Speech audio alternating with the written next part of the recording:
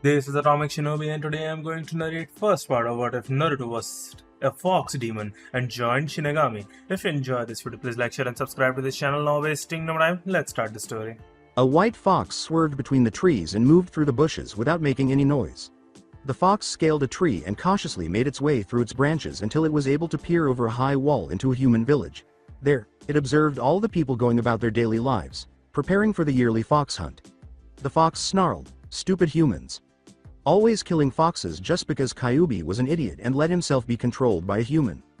The fox was able to speak. He was Fox Hanyu, Naruto Uzumaki. In his fox form, he was a normal, sized white fox with a dark, purple, tipped tail, and in his human form, he had two fox ears on top of his head and a foxtail.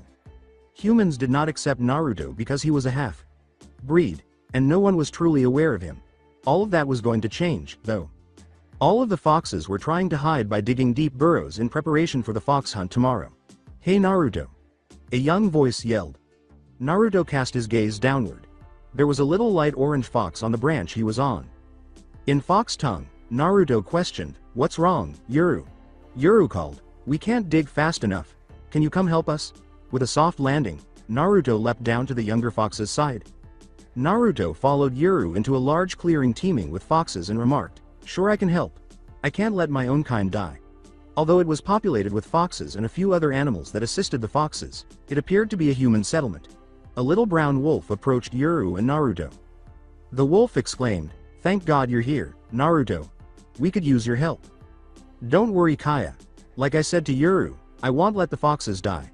I'm thankful that the wolves and deer are helping like the birds," replied Naruto. With a girlish smile, Kaya appeared to be blushing. With Kaya and Yaru following him, Naruto hurried into the clearing and said, "Well, let's get to work. I'm guessing that we have at least 6 more hours until midnight, and the beginning of the fox hunt." A dark orange fox approached, his body covered in stray gray fur strands. "Thank you for finding him, Yuru, and thank you for agreeing to help Naruto-san," the elderly fox replied. For a few seconds, Naruto bowed his head and grinned. Naruto started to assist Yuru in digging a hole after saying, "You're welcome. Now let's get to work." The hole was more than 20 feet deep in a matter of seconds before veering to the right and becoming a tunnel that gradually descended another 10 feet before opening up into a huge circular chasm that was 30 feet in diameter. Yes, the hideout was large, but it was insufficient to conceal every fox in the forest. The annual giant fox hunt took place during the week that included October 10th. Every human in Konoha village went out and hunted foxes, turning the activity into a competition. There were prizes and other incentives for the person who killed the most foxes. Consequently, the forest's foxes banded together to conceal the weak. When Naruto wasn't performing his lookout duties or gathering food, he would hide and get food for the other foxes. Sliding out of the tunnel were Naruto and Yuru. The hole was covered in genjutsu in a matter of seconds after Naruto crossed his paws into an awkward hand seal. The foxes had learned to avoid taking chances, even though the hole was only large enough for them. Naruto had, too. After digging a tunnel to the other hideout, Naruto proceeded to the next hole and dug an identical hideout. 5 more of the hideouts had been excavated and connected after a few more minutes. Additionally, there were traps placed throughout the forest, which would collapse into a deep hole that was nearly impossible to escape if too much pressure was applied to the ground. After surveying every fox, Naruto raised his head to the wind and took a deep breath. He stopped. Naruto shouted, "The humans are coming. Hide." The animals all began to run in circles and scream. They ran into their holes, the foxes. Naruto appeared as a human in a puff of smoke. Naruto wore a long, sleeved white kimono top and a dark purple hakama. Naruto had big white fox ears in his spiky blonde hair and a white tail with a dark purple tip. 3 identical whisker-like marks appeared on Naruto's cheeks. The pupils in Naruto's cerulean blue eyes were slitted. Yuru said, "Naruto, are you sure you'll be fine?" Grinning, Naruto knelt down and used his clawed hand to smooth Yuru's dirt-covered fur. Before disappearing, Naruto said politely, "I'm fine every year, Yuru. This year won't be different. Don't worry." The terrible announcement reverberated through the forest from inside the village. Let the hunt begin. With kunai in their hands, a group of shinobi moved silently through the forest. Sakura, a pink-haired girl, asked, "Where are all the foxes?" "There are rumors that they have a giant animal helping them dig hiding spots, so keep your eyes on the ground," replied Kakashi. Sakura and the others peered at the ground, searching for any holes in the dirt. They rushed forward when they heard howling and barking. Then there was silence as they continued to run. Sakura halted abruptly and gestured upward. "Look," she said in a whisper. A long foxtail was dangling over a branch above them. Their first fox had been discovered. Naruto scanned the ground in front of him, his tail hanging over the large branch that obscured most of his body from view. So far, nothing. Naruto pondered. His left arm was pinned to the tree after he was abruptly jerked backward. The white cloth, starting to turn red from his blood, caught his attention. With a startled and painful yelp, Naruto started frantically tugging on the kunai that had become stuck in his arm. In fact, it had scraped his bone. He heard gasps and felt the branch sway. He noticed some people on the enormous branch out of the corner of his eye. Naruto kept whimpering and tugging at the kunai. One kunai rammed itself into Naruto's right shin, while another buried itself into his right shoulder, pinning him to the tree. Another struck his left foot a few seconds later. Once more, Naruto yelled, causing blood to collect on the branch. The girl with the pink hair said, "Should we really do this, Kakashi? He's just a kid." The man who went by Kakashi stated, "Of course. He has a foxtail. He's a fox demon. This kid will count for 100 foxes." They advanced, prepared to murder the struggling blonde. Steam rose from Naruto's wounds as the kunai abruptly and slowly slid from his body. Naruto had his head lowered. A strange power was coursing through his body. When he was born 15 years ago, he had sensed it. It was Kyuubi's power. "No, Kyuubi, stay put. I don't require your assistance. The phrase, era, is unnecessary." Slowly, Sakura and Kakashi advanced, prepared to murder the boy. His eyes were hidden by shadows as he lowered his head. All of a sudden, he started growling like an animal. He raised his head. He had darker, thicker marks on his cheeks. He had blood-red eyes. He had bigger fangs. He expelled the kunai from his body. "Era." The boy was encircled by red chakra. Kakashi let out a gasp. "That's Kyuubi's chakra," Sakura exclaimed, "but I thought Kyuubi was killed." "No. Yondaime sealed the fox in his son, oh my god. That's Naruto. The son of the 4th Hokage. We need to get him back to Konoha, he's a hero." Kakashi responded. He saw something just as he was ready to step forward. Behind the moving Naruto was another Naruto. His chest had a broken chain fastened to it. He wore a white sash around his waist and a completely black shuhakusho. Is that what it's called? I can't remember. He had a massive sword fastened to his back. The same size as Ichigo's. They also look very similar. Naruto backflipped into the second Naruto, who leapt to his feet in a perfectly normal manner. He growled, baring his teeth. Naruto snarled and vanished into thin air, saying, "Stop hunting foxes or I will personally release Kyuubi to kill you all." Speeding across the water, Naruto led the way away from the ninja, holding islands. Even though he believed his wounds had healed as a result of Kyuubi, he found it difficult to ignore the pain they cause. His sides were rolling with blood. Naruto changed into his fox form and kept running as the coastline of the country known as Japan came into view. After he finally touched down, he continued to run through a city. He ran out of energy a few seconds later, and nearly all of his fur was blood-red. Naruto fell to the floor, and right at a human's feet. The human, a black-haired girl wearing a gi, bent down. The girl said, "Oh my god, what happened to you?" In an attempt to give her the impression that he was an ordinary animal, Naruto whimpered. Unexpectedly, he was raised off the ground and carried through the city. He fainted when he heard a knock on a door. Knock, knock, knock. Ichigo straightened his shirt after leaping from the tangled mass that was his father. He moved away from his father and joined Rukia, who was attempting to contain her laughter. Ichigo exclaimed, "God." Knock knock knock. Ichigo made his way to the door. Ichigo called, "I'm coming." He pulled the door open. Ichigo yelled aloud, "Dad! Yuzu! Karen! Get over here!" Rukia and his family pressed in behind him. A weary Tatsuki was standing in the doorway, holding a bloody white fox. Ichigo's father shoved past him. "What happened?" he inquired, stealing her fox. I don't know. He just came running down the road and collapsed on the ground," replied Tatsuki. Tatsuki was ushered in by Ichigo.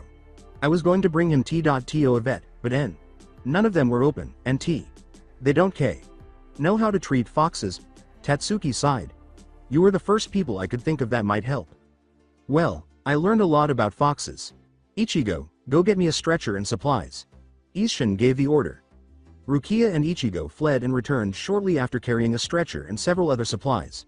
After setting the fox on the stretcher, Isshin got to work tending to the young fox. Tatsuki was led up to Ichigo's room by Rukia and Ichigo. Ichigo inquired, "Did you guys notice the color of that fox's fur?" Rukia and Tatsuki shook their heads. It was white. White foxes are rare. The last white fox died 105 years ago. And it had purple on it, Ichigo replied. Rukia remarked, "Purple on a fox? That's unnatural. At the Shinigami, Ichigo was the star." Rukia, "I know what you're thinking, and no he's not. We would have noticed." Ichigo responded. Rukia gave a shrug. "What is he not?" inquired Tatsuki. Ichigo yawned, "Nothing. Nothing at all." In the middle of the night, Isshin stormed into Ichigo's room. Rukia and Tatsuki sat up from their sleeping bags, and Ichigo sat up from his bed. They gave their eyes a rub. Ichigo inquired, "What's wrong, Dad?" "The fox. Isshin started, panting. Ichigo and his two companions started to worry about the worst. Then Yuzu rushed toward Isshin. Yuzu shouted, "We can't hold him forever, Dad," and dashed back down the hallway. Something white streaked into the room and under the bed, and there was a loud crash. Tatsuki, Rukia, and Ichigo peered beneath the bed. It was the white fox, with his midsection and back paws bandaged, as well as his front and rear legs. His fangs were barred, and his tail was wrapped around his body. Deep within his chest rumbled a savage growl. Its fur was still covered in blood. Ichigo inquired, "When did he wake up?" Karen said abruptly in the doorway, "About 5 minutes ago." He was calm until he actually looked around. Tatsuki inquired, "Do you have any food to lure him out?" Isshin raised a cup of ramen. "All I have is this ramen." "Gah!" The fox swooped out from beneath the bed and preyed on the ramen. Holding hand. The fox was back under the bed in a matter of seconds, and all that was left was a ripped cup. Isshin stumbled back. Rukia deadpanned, "I think it just killed your dad, Ichigo. How the hell are we going to get him out of there?" Ichigo gave a shrug. "You think I know? I'm not the one that is a certified doctor." He responded. They heard a purr all of a sudden. Tatsuki caressed the top of the bloody fox's head while holding it in her lap. He questioned, "How the hell did you do that?" Tatsuki gave a shrug. Tatsuki answered, "I don't know. I just asked him to come out." Leaping to his feet, Isshin took a black leather collar from his pocket. He handed it to Ichigo and said, "I found this thing around his neck." The teenager kept turning the leather collar until he came across a tiny golden plate with several words written on it, but only one of them could be read. Ichigo exclaimed, "His name is Naruto." Rukia questioned, "How do you know that?" Ichigo turned the collar to reveal the name engraved in gold and said, "Because it says, Naruto, on the collar." "The plate is solid and pure gold. Whoever owned him must have been rich," Isshin replied. "I already checked with the police. No reports of a missing pet fox, but he couldn't have come from here. Foxes aren't owned by people in Karakura. He had to have come from the country." Isshin went on. Ichigo questioned, "What are we going to do with him?" "The police said we would have to hold on to him until reports of missing white foxes named Naruto come in." Isshin murmured. Yuzu's puppy dog eyes were fixed on Isshin. She pleaded, "Can we keep him, please?" "I already told the police we would. But he's Ichigo's responsibility," Isshin replied. Ichigo screamed, "What? I have enough to deal with already." "Like what?" inquired Isshin. Rukia glanced at Ichigo. Ichigo said quickly, "Nothing." With the fox in her arms, Tatsuki stood. Naruto, the white fox, had dozed off. Rukia received the fox from Tatsuki. Before departing, Tatsuki said, "I'd better get home. See y'all at school tomorrow, Ichigo. You too, Rukia." Ichigo called out from the kitchen, "Dad, Naruto won't eat anything." Isshin questioned, "What are you trying to feed him?" "Dog food," said Ichigo. The reference to dog food appeared to make Naruto wince. Calmly, Karen said from the table, "Try feeding him something else." Ichigo retorted, "Like what? He's a dog, he should eat dog food." As Rukia entered the room, she said, "He's not a dog, Ichigo. He's a fox. Give him something else." And Ichigo said, "Give him what?" The white fox suddenly tackled Ichigo. Snatching his 4 bacon strips from his plate, Naruto leapt into his seat. "Hey!" exclaimed Ichigo. Naruto burst out laughing. The whole room stopped. Did he just start laughing? Rukia answered, yes I think he did." Isshin entered the space. "Ichigo. I called your school. You're bringing Naruto with you," Isshin said. Ichigo inquired, "Why?" A few reasons. I'm too busy to look after him while you all are at school. He's your responsibility, and your school thinks it would be cool to have a rare white and purple fox come to school every day. Isshin responded with a thumbs up. Ichigo screamed, "You're going to ruin my life." Ignoring the stunned looks from the other people on the street, Ichigo, Rukia, and Naruto continued walking down the street. Don't you think watching over a fox is going to be hard if and when I have to go beat up a hollow? Foxes can't see Shinigami, can they? Ichigo responded. Ichigo! Yelled Rukia. What, not like the fox can understand what I'm saying anyway? Ichigo replied. With a look that seemed to be saying, I have a name you know, Naruto looked at Ichigo. Now get me off this stupid leash, was the expression that followed. Naruto started to nibble on the purple leash that was fastened to his neck collar. The bandage on his legs and midsection also didn't seem to excite him. Rukia looked down at the fox and said, Don't worry, if you do have to go off to fight a hollow, I'll watch over Naruto. Foxes can't see spirits. Naruto, however, was not listening. And so it did happen, Naruto thought. Yes. A young voice inside Naruto's head answered. Kyuubi no Kitsune, the demon imprisoned inside Naruto, was the source of this voice. All of a sudden, they could talk to their thoughts. I'm a Shinigami now. Naruto came to a conclusion. You're still alive, though. You are referred to as a Shinigami substitute. I sense that another substitute Shinigami is nearby. But I'm not sure who it is. Kyuubi answered. Fantastic. I must strengthen myself. I have a weird feeling that something strange is about to occur. Naruto pondered. Most likely.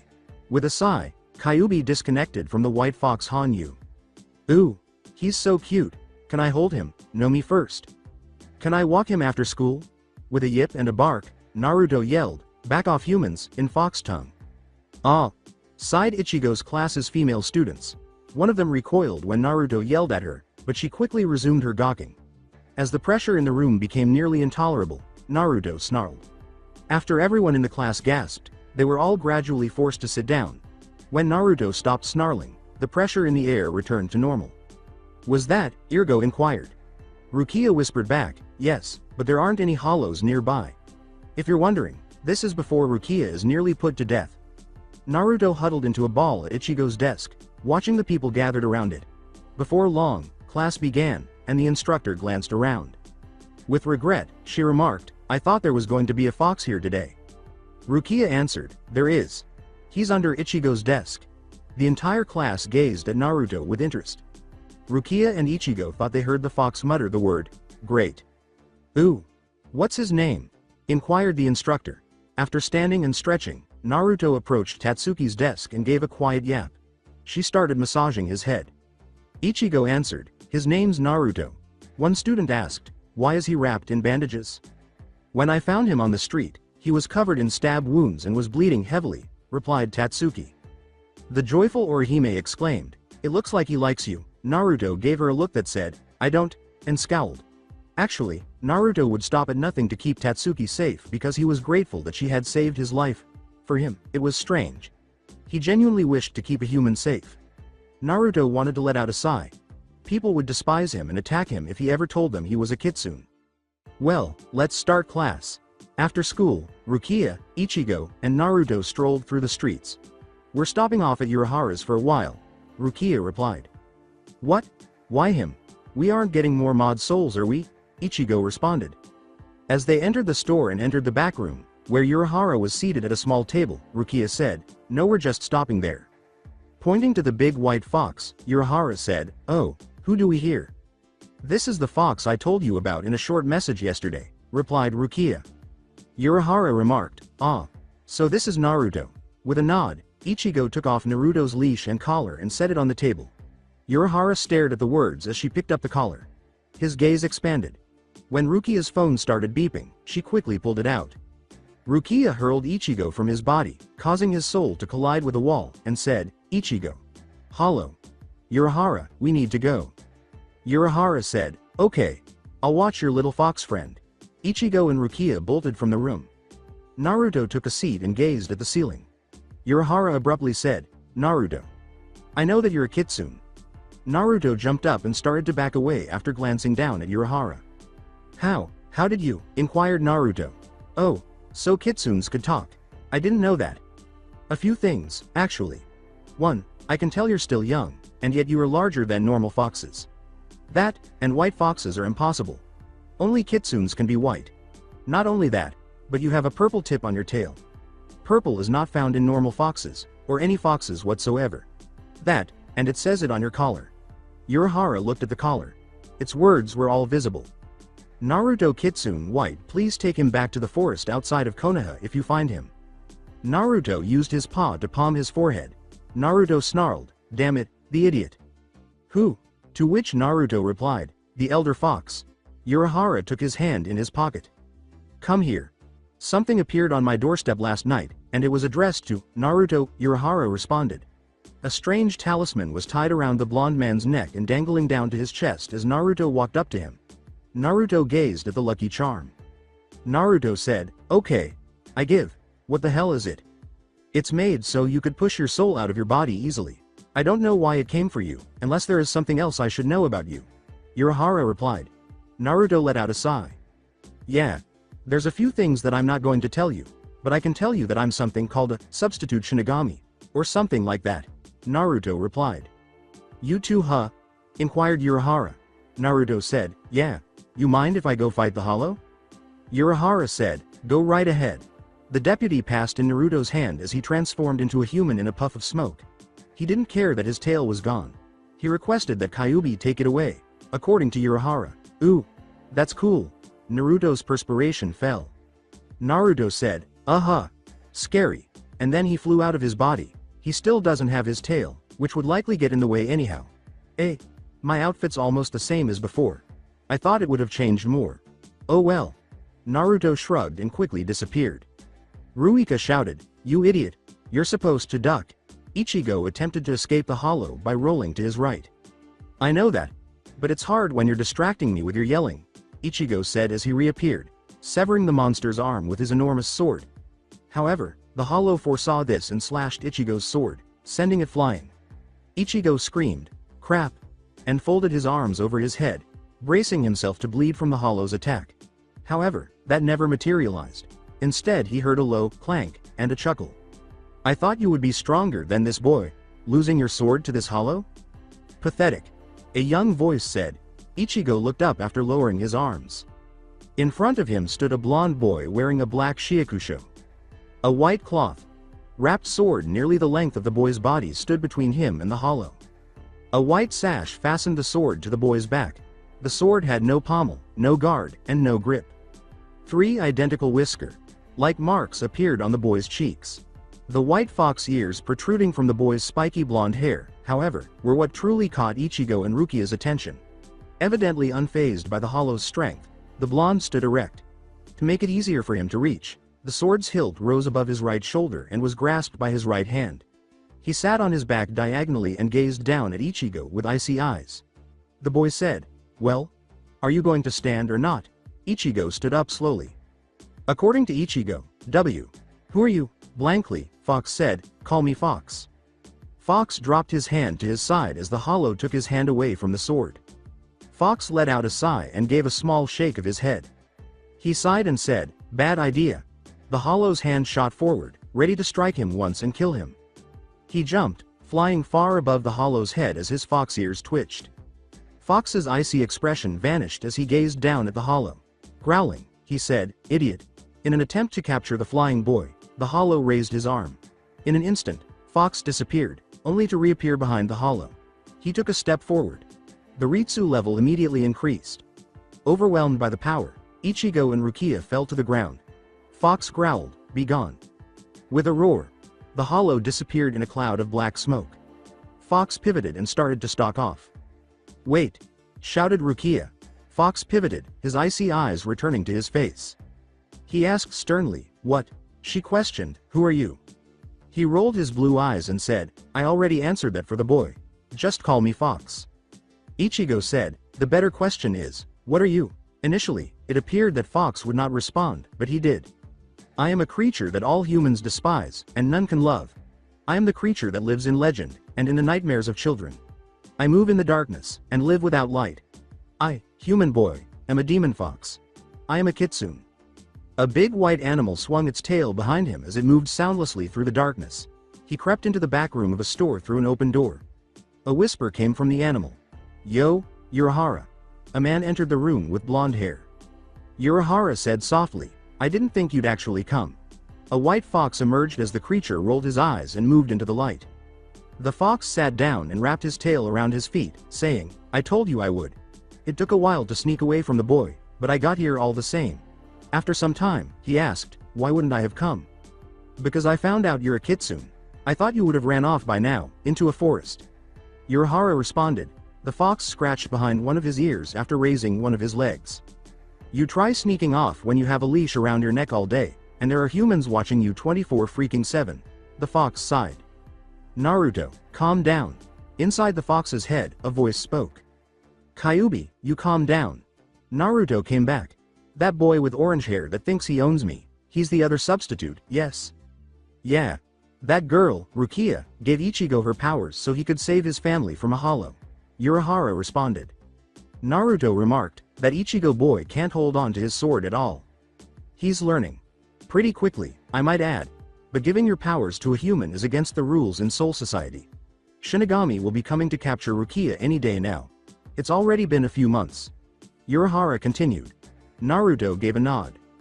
Naruto sighed and said, I figured as much. Urahara inquired, what about the Shinigami that gave you your powers? Naruto answered, there wasn't one, I just got them. That's odd. Naruto laughed and said, that's what I said too. I might want to be heading back to Ichigo's home soon. Naruto replied.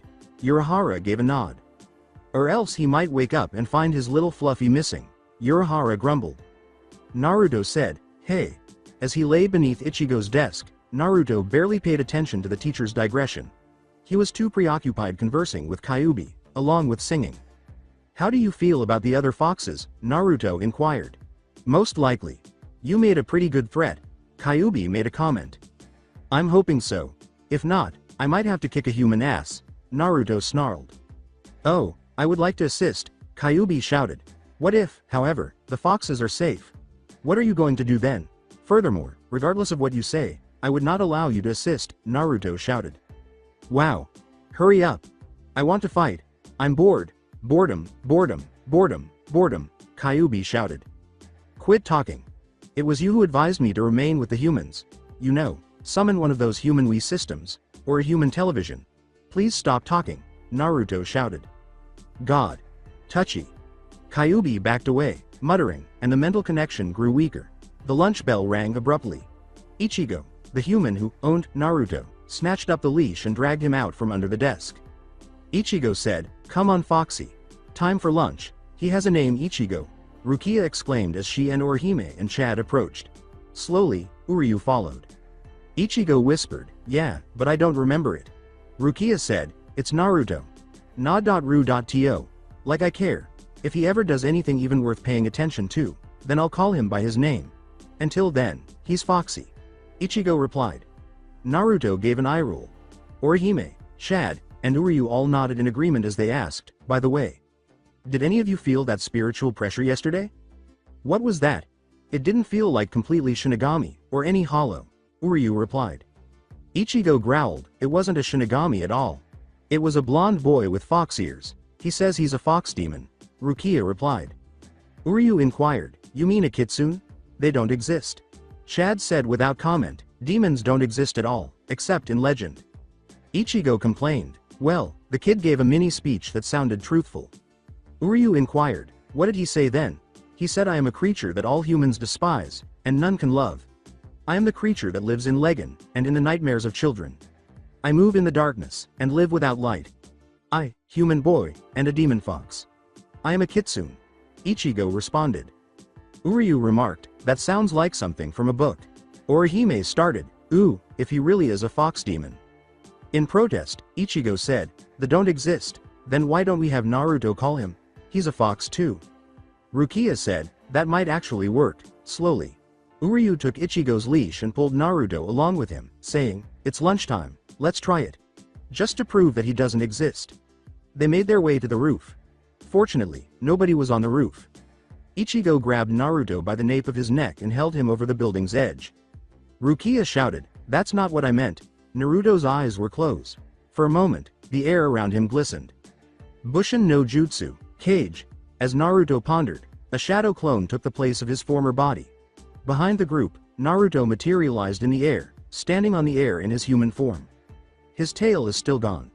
Naruto put his right hand around his sword's hilt. Naruto snarled. "What the hell are you doing to Naruto?" They all turned around. "Fox!" exclaimed Ichigo. Naruto lowered his hand to the top half of his body and performed a mock bow, twisting it over his chest. Naruto answered, "That's my name. Don't wear it out. Now answer my question. Why are you holding Naruto over the edge of a building?" Stuttering, Uryu said, He, Orihime uttered very softly. Chad simply stared in shock. To which Ichigo replied, "Circa calling you." There was a slight increase in Ritsu in the air. Naruto asked blankly, "Good choice for calling me then. What did you want?" The Naruto that Ichigo was holding yawned and started to wag its tail. Rukia said, He can see you. You're obviously a soul." "Yes. All foxes can see me. But the fact that you can see me when in your real bodies or in a Gigai must mean that you have large amounts of Ritsu," said Naruto. Naruto said, "Would you put Naruto down please?" Ichigo stammered, uncertain of what to say. It soared to choking heights of Ritsu. Naruto appeared unfazed, while Ichigo and the others fought to remain upright. Naruto snarled, "Put him down, or answer to my blade." Ichigo placed Naruto on the ground slowly. Abruptly, the Ritsu level vanished. Naruto smiled, his teeth shining. Naruto exclaimed, "Thanks," before disappearing. Naruto was back in his role as a fox, and the air around him shimmered once more. Uryu said, "You're right. He's real, but I still say that he's not a demon. I say it's just a coincidence that he knew the fox was in danger." Orihime squealed, "I say he's real. Did you see his little fluffy ears?" Chad remarked, "His animal ears weren't exactly small." Then Orihime exclaimed, "But they were cute." Naruto rolled his eyes and chuckled softly. "People are strange." Naruto pondered. "That's what the half-human boy says," Kyuubi answered. "I acknowledge that I have some human ancestry, but I choose to accept my fox heritage. It was the foxes who took me in and were kind to me. They're similar to me. Not people." Urahara muttered, "I feel like they'll be arriving any moment now." Naruto nodded while using his human hand to scratch the back of his head. "I do too. We need to keep a lookout for any Shinigami from Soul Society." Losing Rukia would probably be a bad idea, Naruto concurred. Naruto's initial arrival in Karakura had been another month ago. His actual fox size had increased significantly. He had grown 4 more tails, making him a 5-tailed fox, and he was now marginally bigger than a mature male lion.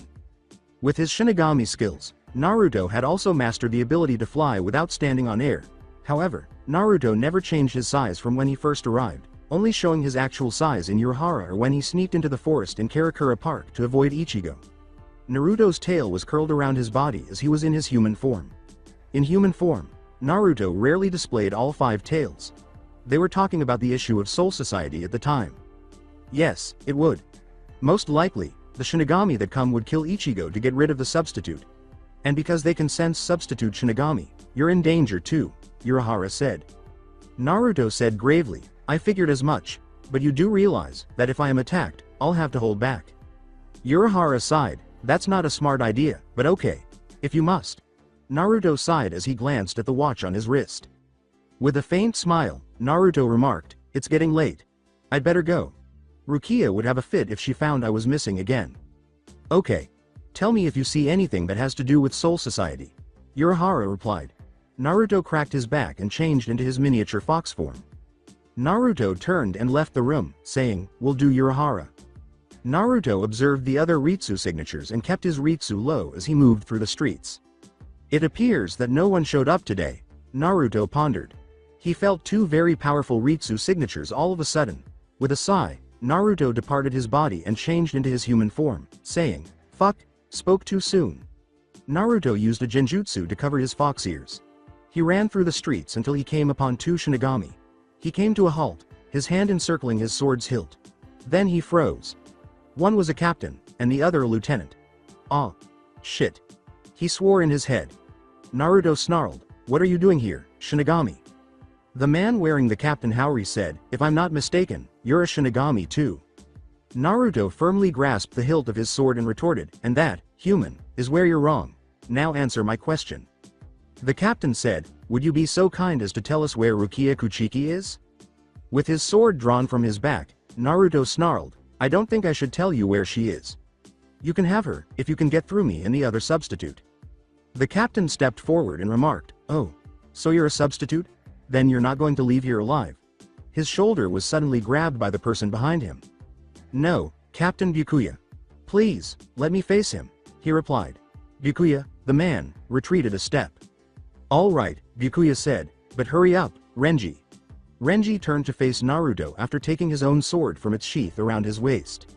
Renji snarled, "We're taking Rukia back to Soul Society." Naruto came back, saying, "Over my dead body." Renji reprimanded, "That's the idea." With an animalistic growl, Naruto bared his teeth. Naruto's larger blade collided with Renji's smaller one as the two charged forward. "That butcher knife can't cut squat." Naruto reprimanded, smiling, "At least my butcher knife can snap that toothpick you use." "I'm terrible at swordplay. I will lose," Naruto pondered. "But I must try at least." As a reflex, Naruto moved his feet and stepped back, then threw his sword forward, twisted the blade at the last second, and struck Renji in the head. However, he raised his sword. Naruto kicked Renji away after grabbing him by the waist. Renji got up, hurried forward, and used the sword to cut Naruto across the chest. The black cloth started to show blood. Naruto chose to ignore it. He stared icily at Renji, his Ritsu levels rising. Naruto snarled and moved his sword to his side, saying, "This is why I hate humans." With his sword at his side, he charged at Renji. Naruto swung his blade and let out a battle cry. Confident that he would die, Renji halted and closed his eyes. Naruto snickered, and he heard it. Naruto stood back and chuckled softly. Red hair strands drifting to the floor. Reaching up, Renji felt around for his ponytail. Naruto had given him a buzz cut by cutting it off. "What the hell?" exclaimed Renji. With his sword raised, Naruto answered, "It's called a buzz cut." Byakuya took a step forward. He said, "This is taking too long," and vanished. Behind Naruto, he reappeared. Naruto said, That didn't do any," before a stream of blood shot up from his left shoulder. Naruto remained upright until his sword shattered in two, leaving him with a useless stump, and he fell to the ground. "You're going to die now, substitute. Thus, remain motionless and prolong your life." Byakuya stated, "There was no way that you could win." Naruto gave him a feeble glance. "I was aware of that beforehand." "A fool. I always sucked at sword fighting," Naruto uttered, his head slamming into the pavement as he started to faint. "My sole purpose was to slow you down, and hopefully warn Ichigo and Rukia you're here." Naruto was repeatedly prodded in the head by a hand. "Waki UUUUUUP Foxy," a young man's voice said. "Mr. A young woman's voice said, Urahara instructed us to gently wake him up." "Ururu, stop talking," the boy shouted, "but Jinta." Naruto moaned, dragging himself to a sitting position. I'm up. A boy with reddish hair and a girl with black hair were standing in front of him. "What?" Naruto inquired. "Mister," the girl stammered, "Urahara told us to try to wake you up." Naruto looked around, seeing that he was in his true body, in Urahara's shop, and in human form. "Well, that Byakuya guy killed me, I thought." "Oh well." Naruto grumbled, pushing himself up from his laying position. He dusted off his hakama pants, and closed his kimono top over the bandages that covered his chest. "Where's Urahara?" Naruto inquired. "Downstairs are assisting Carrot Top in regaining his Soul Reaper abilities." The boy named Jinta answered. "He said he would help you later, but he had to help Carrot Top first because you already had the speed down." "That implies that Rukia was taken, I suppose." "Fuck." Naruto grumbled, and stalked out of the room, his tail lashing behind him. The two kids followed, steering clear of Naruto's white tail. Steam was rising from Naruto's chest, signifying that his wounds were healing rapidly. He could feel Jinta's and Ururu's confusion and surprise behind him, but paid no attention. Naruto suddenly stopped. "Shit." Naruto remarked, "I don't know where Urahara's training room is." Ururu dashed to stand in front of Naruto. She said, "Follow me. If you don't get our Shinigami powers back before the chain finishes devouring itself, you'll die and become a hollow," Urahara stated. Ichigo started, "Let's do it then, Urahara. It's Urahara. Urahara. Urahara," a recognizable voice shouted. "Furball, over here," Urahara dialed. A voice said, "Oh, shut up." Ichigo and Urahara looked up to see a large white fox, larger than a mature male lion, standing atop one of the training room's rock mountains. 5 white tails, all tipped dark purple, were behind the fox, and his 2 ears were longer than normal, like a rabbit's ears. With a wooden talisman, a blue crystal necklace, and a black collar with a golden plate around its neck. The fox gazed down at the two with familiar blue eyes. "Come on over here." Urahara uttered those words. The fox leapt from the mountain, encircling his 4 paws with red and orange flames. He ran through the air without employing any ritsu, landing beside Urahara with the ground cracking beneath his paws. The flames surrounding his paws then disappeared. "What is that?" Ichigo pointed and asked.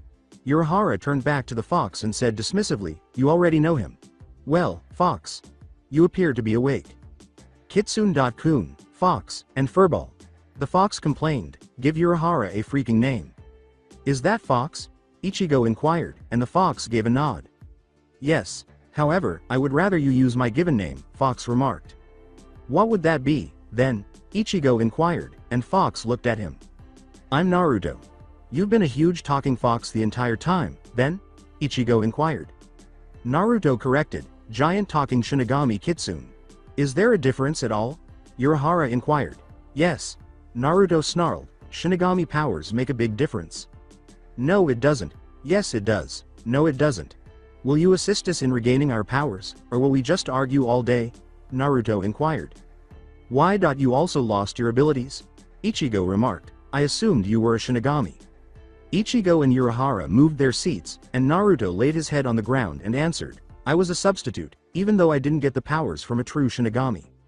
Since Shinigami from Soul Society made an appearance a few weeks ago, Naruto has been assisting me in keeping an eye out for him."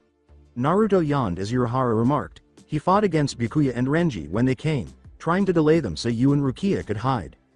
Let's just say I suck at sword fighting, and apparently, you didn't notice that there was fighting going on."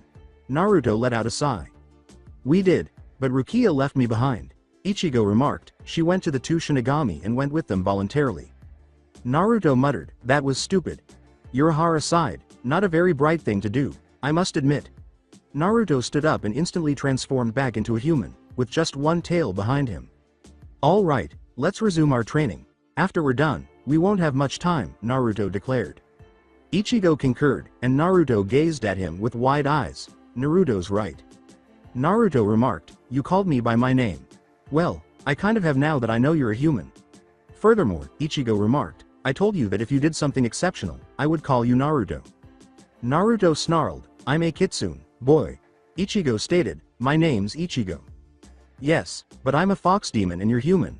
"You're a boy," Naruto answered. Urahara said, "You're going to have to accept it some time." "I refuse to take squat." Naruto snarled, "Demon is my only blood." Urahara held up his hands as though to deflect a blow. "All right." Urahara muttered, "You'll get it someday." Naruto bared his teeth and gave an animalistic snarl. Urahara smiled as Naruto snarled, "Just start training us." "Okay." He clapped his hands, and 2 chasms appeared beneath Ichigo and Naruto. Naruto hovered over it for a moment, looking down. "Shit." Naruto sighed, and the 2 of them fell to the ground below, with Ichigo landing on the back of his head and Naruto landing perfectly. Their arms were abruptly tied behind their backs, and Naruto realized he was no longer in his original body, with a short chain fastened to his chest. "You will regain your abilities if you can escape these abysses before your chain consumes itself. If not..." "Yes, indeed. We'll actually die and become hollows," Naruto shouted. "How did he know that?" Kyuubi was smart. "That's how." Suddenly, Naruto found it difficult to run on air via transformation or jump to the top of the chasm. "Oh no, this will be more difficult than I anticipated," he thought to himself. Kyuubi sighed and said, "Hurry up, Sherlock. Your chain is consuming itself." "No dip, Sherlock. I could have told you that." "What?" Naruto looked down to see that his chain had developed enormous mouths that were biting into one another while screamed. "Aw shit." Naruto groaned, and ran at the wall. He tried putting chakra into the soles of his feet, but once he placed his foot on the wall, he fell back to the ground. "What the hell?" Naruto shouted. There were only 2 links left, and as the final shard of the last link left ate itself, Naruto had an epiphany. "The chains. They're eating your chakra too. You need to hurry," Kyuubi warned. "Shish. Tea." A white substance poured from Naruto's eyes and mouth, causing him to feel pain. He waited for Kyuubi to respond, but he didn't, and then he realized that Kyuubi's mental link with himself had been broken. A mask started to form on Naruto's face. Okay, concentrate. Concentrate. Shinigami power. I know I have it. I can feel it. But where is it? Naruto thought. His mask was almost finished, and he could hear Ichigo screaming. He knew his mask was forming too, so he snapped up. That was it. He felt it. Naruto mentally reached forward and grabbed it. Naruto appeared on top of the chasm, and he saw that Urahara was facing him with a dangerous yet inquisitive expression, and that he appeared to be wearing a mask. Urahara pointed his sword at Naruto, making the blonde recoil. "You're not making fun of me with that," Naruto shouted. "Who are you?" Urahara inquired. "We've talked about this." Naruto shouted. "I'm a kitsune, dumb ass." "So why is the mask on? Are you Shinigami or a hollow?" Urahara inquired. Naruto glanced down at his body and saw that his black shiakusho and sword were back in one piece on his back. Naruto smiled and removed the mask from his face. "Awesome. However, why the mask?" Naruto asked, turning the mask over and looking at it. Naruto's mask looked like a human face, with rounded teeth. On the left side of Naruto's mask on the forehead were 3 red marks that curled down towards his left eye. Like Ichigo's mask. On each cheek of the mask were 3 identical red whisker-like marks. The indents around Naruto's eyes were red, and they joined together on the outside of each eye at the top of his eye, and ran back towards where his ears are supposed to be. Right under each eye were 2 lines that started at the side of the mask and joined together close to the nose of his mask. "I give." Naruto's eyes glazed over and dimmed, and he started to sway, his eyes drooping close. "What the hell is this?" Naruto was interrupted. Naruto groaned, "I'm dizzy," and then he fell back onto his back to sleep. "Well, I am aware of one thing." As Urahara waited to see if Ichigo would turn into a hollow or become what Naruto had become, he said, "Naruto is okay." "Will he be awake in the near future?" a recognizable voice asked. The top of a carrot, Naruto thought. He most likely would have woken up sooner if you hadn't sprayed him with water. Kitsunes are described as beings of fire in legend. Another voice said, "Water just makes them tired." Naruto thought, "Urahara." Ichigo shouted, "Oh, so now it's my fault." In response, Urahara said, "Yes, it is. I'm not to blame." Naruto opened his eyes as Urahara pointed out, "You're the one that hit him with water." "You are both to blame." Naruto sat up abruptly and yelled. "Oh." Urahara said, "You're awake. With you two fighting, who could sleep? And water had nothing to do with it," Naruto said, yawning. Naruto complained as he stood up and stretched his arms, saying, "I've just gotten less sleep lately." "Why is that?" Urahara inquired. "Because I have been stopping by to tell you if I have seen any other Shinigami fools at night." After striking Urahara in the head, Naruto screamed, "Do you even have a brain?" "I do, but I don't use it. Obviously." Naruto rolled his eyes and yawned. "Where did you hide my actual body?" Naruto inquired. Urahara answered, "Tessai took yours and Ichigo's back up to the shop." "Oh, alright, isn't the boy still in training?" Naruto inquired. "According to Ichigo, you do too." Naruto declared, "I already know how to fight." "How?" Urahara inquired. Naruto said, "Hand.to, hand." "You mean paw.to.paw, don't you?" Urahara inquired, and Naruto gave him a blank stare. "Are you okay with me biting your head off?" Naruto inquired. "Oh, no," Urahara remarked, "but you still need to know how to fight with swords." "All right. However," Naruto stated, "I believe the boy should learn how to fight hand to hand." "Yes, I do," Ichigo shouted. "Really?" With a smile, Naruto said, "Let's see if you can defeat a fox." "All right. Everyone detested the color of my hair, so I've had to fight. I'm a skilled fighter." "Then let's see it," Naruto screamed, and Ichigo rushed at him, jumping with his feet positioned to hit him in the face. Naruto ducked under his kick, and he continued to fly until he nearly hit a rock, but Ichigo pushed off the rock, and his foot struck him in the back of the head, turning him into a log as he fell forward. "Behind you," Naruto said from behind Ichigo, and the blonde cocked his fist back, punching him in the back, causing his back to snap. Ichigo gasped in pain, hit the ground, and didn't get back up. Ichigo uttered, "I give up." Naruto stated, "After we learn how to fight with swords, Urahara will teach you how to fight hand.to. Hand in case you lose your sword. I can teach the boy how to fight with his hands in Soul Society if the worst happens." As Urahara launched another attack, Naruto and Ichigo turned to face him. "We're going to have to learn our swords' names before he attacks us, you know." Naruto spit blood out of his mouth and growled. "Yes." Ichigo closed his eyes and said, I know. Naruto closed his own eyes and went into his mindscape. When he opened them, he saw that he was standing in front of a boy with black hair and black eyes, who was his sword's soul. The field was vast, with a lake and a lone tree looming over it.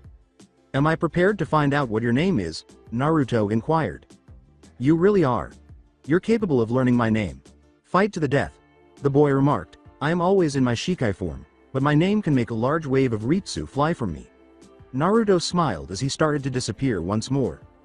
All right. Thank you. The power in the air increased dramatically as Naruto and Ichigo both snapped their swords open in unison and raised them to the point of the blade facing the sky. Urahara's eyes widened, his red outlined sword still glowing, and both of them grinned before swinging down their blades and yelling their names in unison. Ichigo's sword was outlined in blue, while Naruto's was outlined in dark purple, the same color as his tail. Zanjetsu. Rakshaya.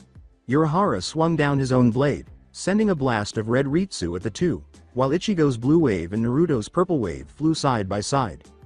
The two waves mixed together, and formed a lighter purple, and increased in size. The two waves crashed into each other, wrestling back and forth for the upper hand. Finally, Urahara's red Ritsu wave mixed in with Naruto's and Ichigo's and made one thing happen. Boom! Urahara, Naruto, and Ichigo all flew backwards. Ichigo crashed into the ground, Urahara managed to slide to a stop, and Naruto crashed into a mountain, making it shatter and topple to the ground. Naruto climbed out of the rubble, groaning. Oh, www. He moaned.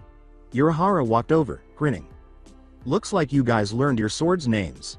There is another individual accompanying you to the Confronting SP. Where has he gone? I wonder, Urahara said, surveying the area. Is there anyone else who could attend? Uryu remarked, we already have a talking cat. Uryu turned to face the black cat. Ichigo sighed and moved forward, catching glimpses of the newcomers, Yoruichi, the talking hideout cat, Shad, Orihime, and Uryu. I'll call Yoruichi a guy in cat form, it's just easier. I'll give him a call. Ichigo took a deep breath and exclaimed, it's likely that he's going to be eating ramen like there's no tomorrow a second time. Ichigo let out a roar, and his companions gaped at him. Are you bringing your pet along? Shad inquired, appearing uncertain. Ichigo declared, he's not my pet anymore. The little white fox, with its tail swishing behind him, suddenly emerged from a corner and entered the clearing. He will only obstruct Kurosaki's path, Uryu objected. Hey, despite his diminutive appearance, he is a very strong man. In a hand-to hand fight, he can defeat me, Ichigo yelled. He turned his glance back to the small fox at his feet.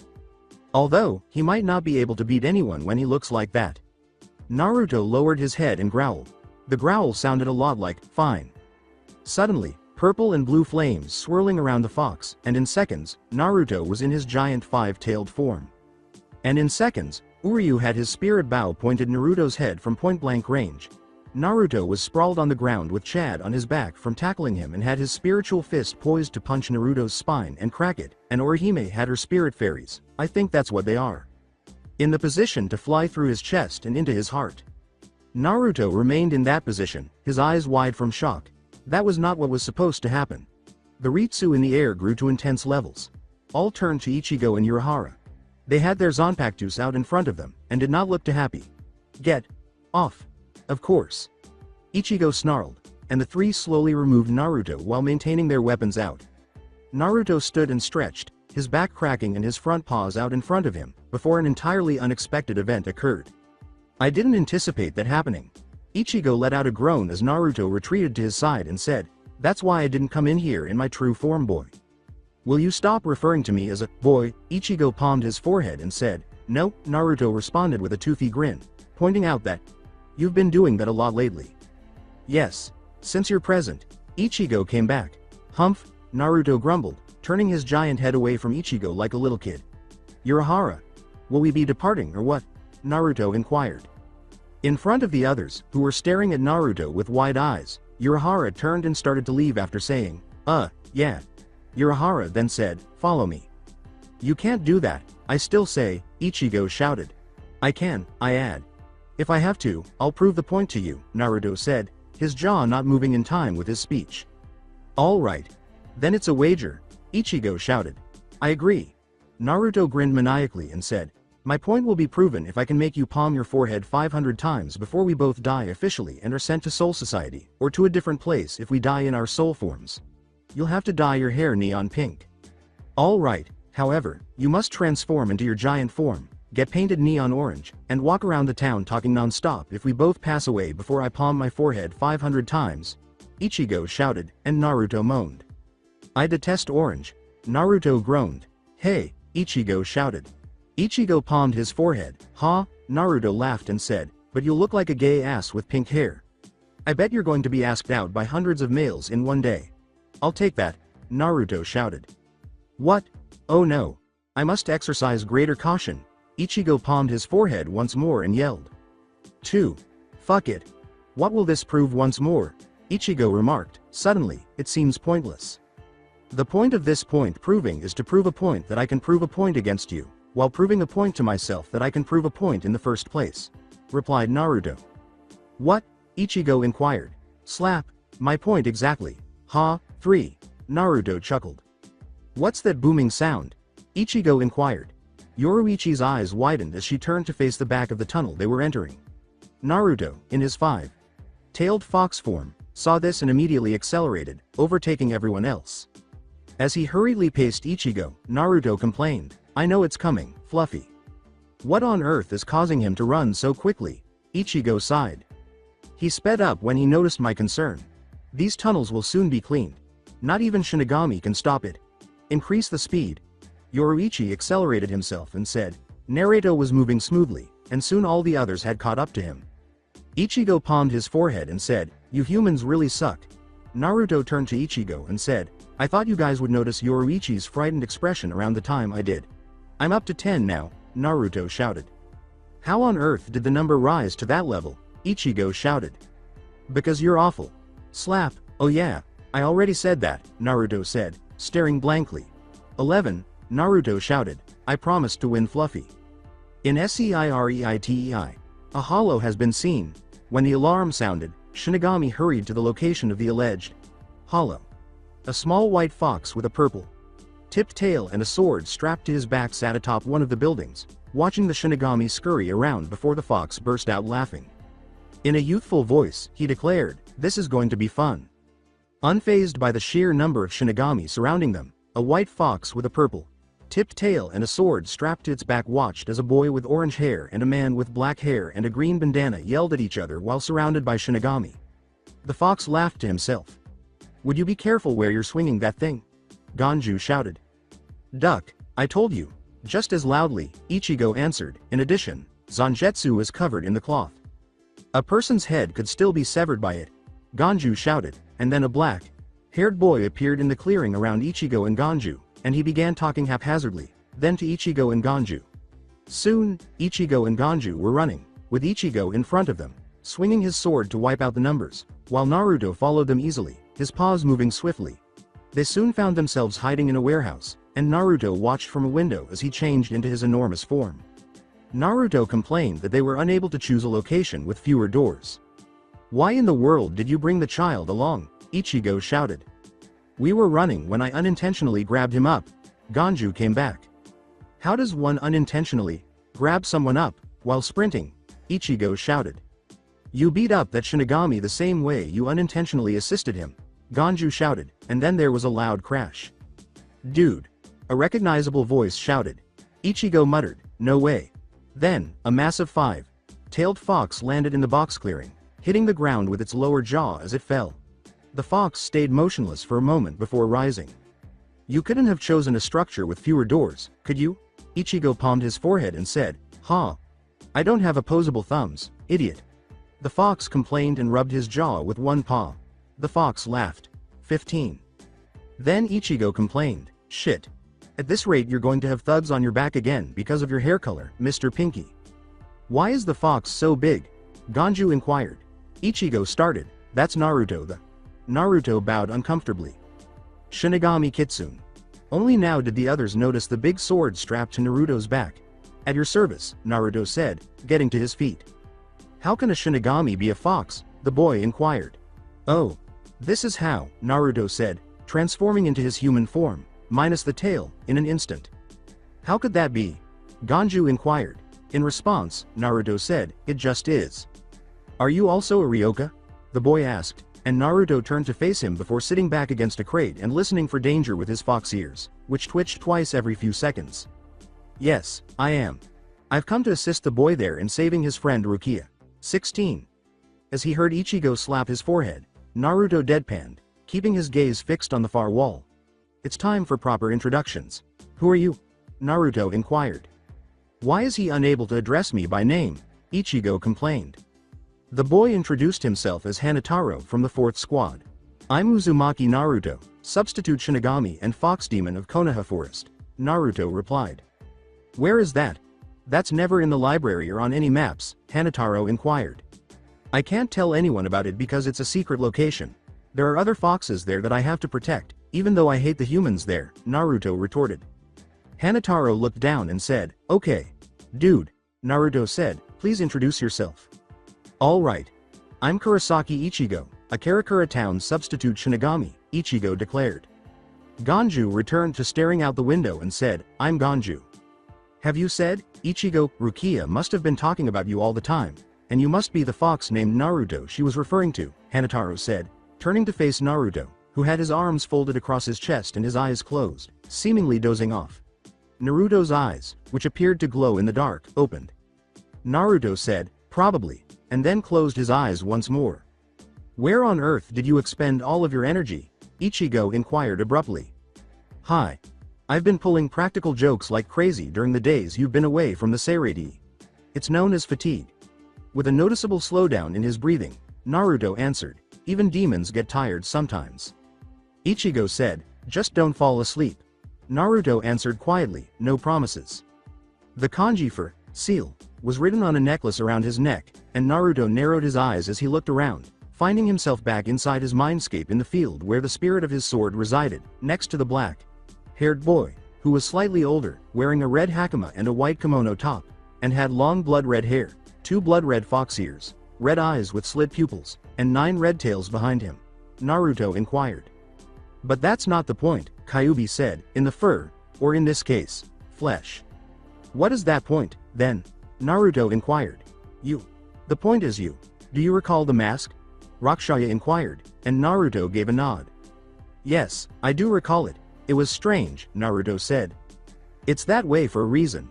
Rather than being transported into the hollow dimension of Hueco Mundo, your hollow transformation occurred in the living world just before your death. You became partially hollow as a result. There is a void within you." Rakshaya advised. "You must watch out for him and resist letting him rule you." "All right. Yes, I will."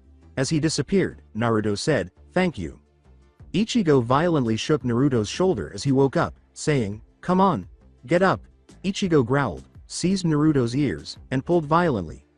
Naruto leapt to his feet, biting his own hand to stop himself from yelling. "I'm awake, boy." Naruto snarled. "What's the matter?" Naruto inquired as he became aware that a big block had been moved out of the way. Another thing. He had been pulled from the warehouse by someone. "Hanitaro will assist us. We had to drag you because you wouldn't wake up. You seem to be unconscious," Ichigo answered. "All right. Then let's go," Naruto said, gesturing to the opening that Ganju and Hanitaro were descending. "Come on," Naruto said, and dove headfirst into hole. Suddenly, there was a loud splash, and water shot out and into the air. When the air was clear of water, Naruto's voice echoed to the surface. "There's water in this hole." Walking alongside Naruto through the sewers, Ichigo uttered the words, World War I. Started 1914 and finished 1918. Competed against the other team, which was made up of Germany, Austria, Hungary, Turkey, and Bulgaria, and the teams of the United States, France, Russia, Italy, and Great Britain. World War II inches was Naruto's response. Great Britain, France, Russia, Italy, and the United States won. Hitler's invasion of Poland in 1939 marked the beginning of it, and it ended in 1945. Ichigo retorted, "What happened in World War II that made it so horrible?" The alliances that defeated the alliance of Germany, Italy, and Japan were Great Britain, France, the Soviet Union, and the United States. Ichigo inquired. "The Holocaust. It was the murder of millions of defenseless Jews in Europe," Naruto retorted. "Well, what are you two up to?" The Shinigami flinched as Naruto turned to face Hanitaro's question. I will be attending Ichigo's school when we return to the real world. Additionally, there will soon be a test in school about World War II. We are preparing for it, Naruto answered. Ganju said, you mean if you go back to the living world? Naruto gave him a glare in return. Naruto answered, at least Ichigo will get back. So, how about you? Ichigo inquired. Naruto answered, there are many ways to kill a demon like me, boy. You really don't believe that you are a demon, do you? Naruto rolled his eyes as Hanitaro declared, they don't exist. Is it possible for Shinigami to use their feet alone to climb walls and hang from the ceiling? Naruto inquired. No, nobody can, replied Hanitaro. What if we walked on water? No, everyone gasped as Naruto, who was suspended from the ceiling, turned and walked up a sewer wall with just his feet. Naruto said, wall, ceiling, and landed on the water's surface, standing on it as if it were solid ground. And water. Naruto then walked back to the sewer ledge and said, come on. He then casually walked down the ledge. What does Kage Bushin mean to you? A shadow clone? What on earth? Ichigo inquired. Boy, I really mean what I said. Bu. Shinka.ge. The four of them were still underground when Naruto answered, Kage Bushin. Since the others wouldn't let him talk about it alone, Naruto had moved on to discussing his unique skills. However, what does it signify? Ganju inquired. How can I make a human understand this? Well, it turns shadows into clones of me. The clones are able to move, fight, attack, and do anything else. If something hits them too hard, they dispel themselves, Naruto retorted. Want to show? Ichigo inquired, and Naruto smiled while his eyes were obscured by shadow. Prove to people that the Kage Bushin lacks jutsu? You must be joking, Naruto remarked. Why not? Ichigo inquired. Hey, to whom are you speaking? Asked a familiar voice. Everyone turned around. Naruto was behind them. They looked between the two Narutos, their jaws hanging down. Close your mouths or you'll catch demon moths. The Naruto behind them said. He walked forward, and the other Naruto followed his motions. Tag out. The Naruto who had been behind said, and gave high five the other, as soon as their hands touched. The Naruto who had been in front vanished in a puff of smoke, and the other Naruto kept walking. You guys coming? Ichigo and the others rushed up to Naruto as he called. Show us how to accomplish that, Ichigo shouted, and Naruto continued to move. He deadpanned, can't. Why not? Do you simply wish to remain unique? You do not wish for us to be cool as well? Do you not want us to defeat adversaries? Ganju inquired. Naruto spun around, slits in his eyes turning red. With his fox ears pressed flat against his head in rage, Naruto yelled, turned, and started to stalk away. You want to know how to make a clone? Fine. Go through the damn pain of being a half-demon, and then I'll teach you. Naruto's hands were dripping blood as his claws dug into his flesh. His hands were releasing steam as the wounds attempted to mend themselves. Naruto continued to move swiftly forward, his eyes still red with rage, until the three behind him recovered from their shock at the unexpected statement. You're a half-demon? Ichigo inquired at last. Naruto growled, yeah. With an anxious expression, Hanitaro inquired, what did you mean by pain of being a half-demon? With a smile and light purple eyes, Naruto said, can I help? My squad specializes in healing. Not unless you can turn me fully demon. When you're a Hanyu, your human half is always wrestling for control over your demon half. It feels like you're constantly being stabbed in the heart by a sword. Hanius have to live with it all their lives, and after lives. It's not a fun way to live. That's why most Hanyus just let their demon halves take control.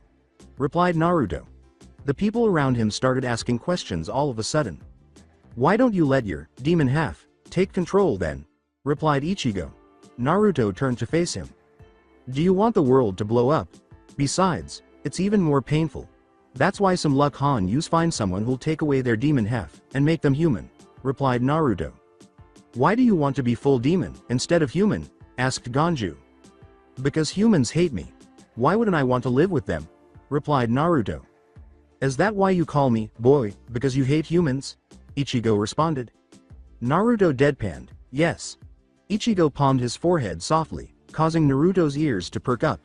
Naruto said, 28. Ichigo whispered, damn it. Many times skips, many number skips, eh? Naruto gave a small grimace. What's wrong? Inquired Ichigo. In response, Naruto said, I just told you idiot. Hanitaro questioned, that was your two halves battling each other? Naruto gave a nod. With his teeth still clenched, he answered, yup. Naruto stepped forward more quickly and stood in the light that came through a cracked stone in the ceiling, saying, "Oh look. Sunlight." Ganju remarked, "He acts like he's okay with it." Ichigo responded, stepping forward to stand beside Naruto and peering through the ceiling, "He's as old as me. He has to be by now." As Ichigo was slashed in the shoulder once more, Naruto watched and tapped his foot. There, he was being torn to pieces. After grabbing something from his pocket, Naruto took off. "Carrot Top!" exclaimed Naruto. He threw the startled teenager backwards by striking him in the face with a sandal. Naruto shouted, "Tag out!" and squatted down in front of Renji, who was 20 feet away. With his sword ready, Naruto faced Renji after removing Rakshaya. Renji exclaimed, "It's you. You're still alive." Naruto flashed his fangs and smiled. With ease, Naruto called, "Sure am whelp." Renji asked abruptly, "But what's up with the fake ears?" Naruto shouted, "They aren't face human," as he dashed forward, his sword at his side. With his retractable sword poised to strike the blonde Hanyu, Renji also dashed forward. "All right. He's been hit 3 times. I learned that from Carrot Top." Zabumaru must then go back to holding Renji's hand. Naruto thought, "If I can just get in like the boy did, and strike faster." Zabumaru was forced to fly at Naruto by Renji. The blonde swerved sideways. As Naruto approached Renji, he leapt over another. Naruto ducked beneath the flying sword. 2, 3, that is. Now I can attack. Naruto pondered. With Rakshaya over his head, Naruto leapt as Renji's defense was exposed. "Right now, let it work, please," Naruto pondered. Zabumaru struck Naruto from behind, causing blood to fly from his left shoulder and chest, and Renji abruptly disappeared. After coughing up blood, Naruto landed with a slight stumble. He flew into a building after being smashed in the back. "Whoa, my battle is going as smoothly as Carrot Top's. I might lose too much blood like him if this continues." With blood streaming down the middle of his face and the right side of his face gushing from the top of his head, Naruto pondered as he emerged from the wreckage. Naruto was unsure whether the blood on the left side of his neck came from his head or shoulder. "You missed," called Renji. Naruto ignored his hazy vision and smiled. Naruto said, "Check your arm, dumb shit." Just before a paper tag exploded, Renji glanced at his right arm. "Huh?" exclaimed Naruto. With blood on his arm, Renji emerged from the fresh debris. Renji questioned, "What the hell was that?" With a mad smile on his face, Naruto sealed his hand and said, "Exploding tag. They work like this." Renji was nearly struck by flying debris when another tag on the building behind him exploded. "Muahaha," Naruto muttered in jest. Then Renji roared, "Are you mocking me?" Naruto grinned. Naruto answered, "Ma'ib. Actually, yeah. I am."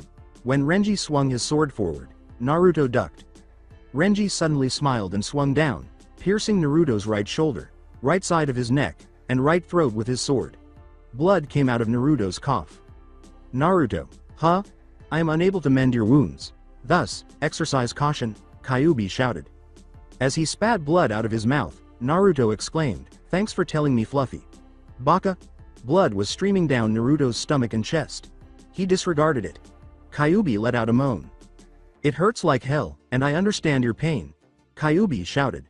Along with the pain in his throat and neck, Naruto chose to ignore him.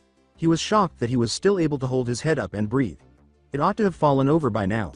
When Naruto attempted to block, Renji's sword slashed into his right forearm and inadvertently stabbed him in the stomach. "Whoa. I require Carrot Top." Naruto pondered. Naruto looked at the teenager with the orange hair, who was hobbling back over after being hit by Naruto. "Carrot Top," called Naruto. Ichigo approached, gasping for air. "Remember what Urahara said? We can't be soft, and be afraid to kill. You remember what he said, right?" replied Naruto. Ichigo gave a nod. "Do you want to use that move? It will probably use all of our Ritsu though." Naruto replied. "Holy shit. I'm collaborating with a person." Naruto pondered. Ichigo responded, "Hell yeah, our collaboration attack." Together, Naruto and Ichigo smiled as they stood by Ichigo's side and raised their swords so that the tips faced the sky. Ichigo and his sword were outlined in blue Ritsu, and Naruto and his sword were outlined in dark purple Ritsu. Renji swung his blade forward. Ichigo slightly lowered his sword to deflect it, then raised it once more. Ichigo shouted, "When you defend, defend to live."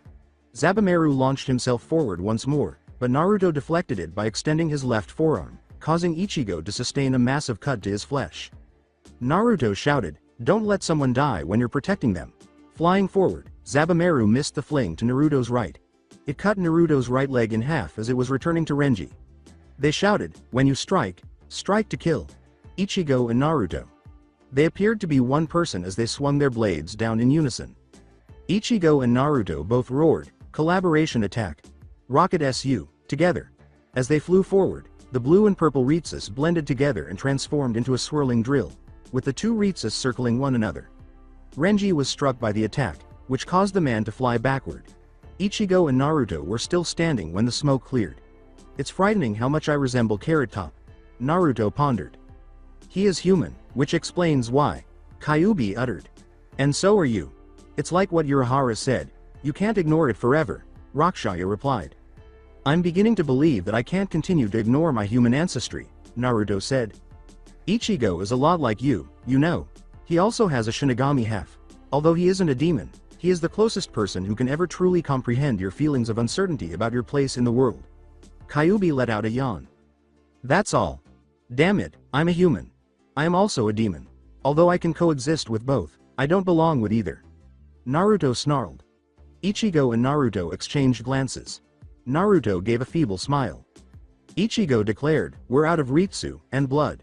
Naruto said, barely raising his voice above a whisper, "Demons can only be killed by being stabbed through the heart, and sometimes that doesn't even work.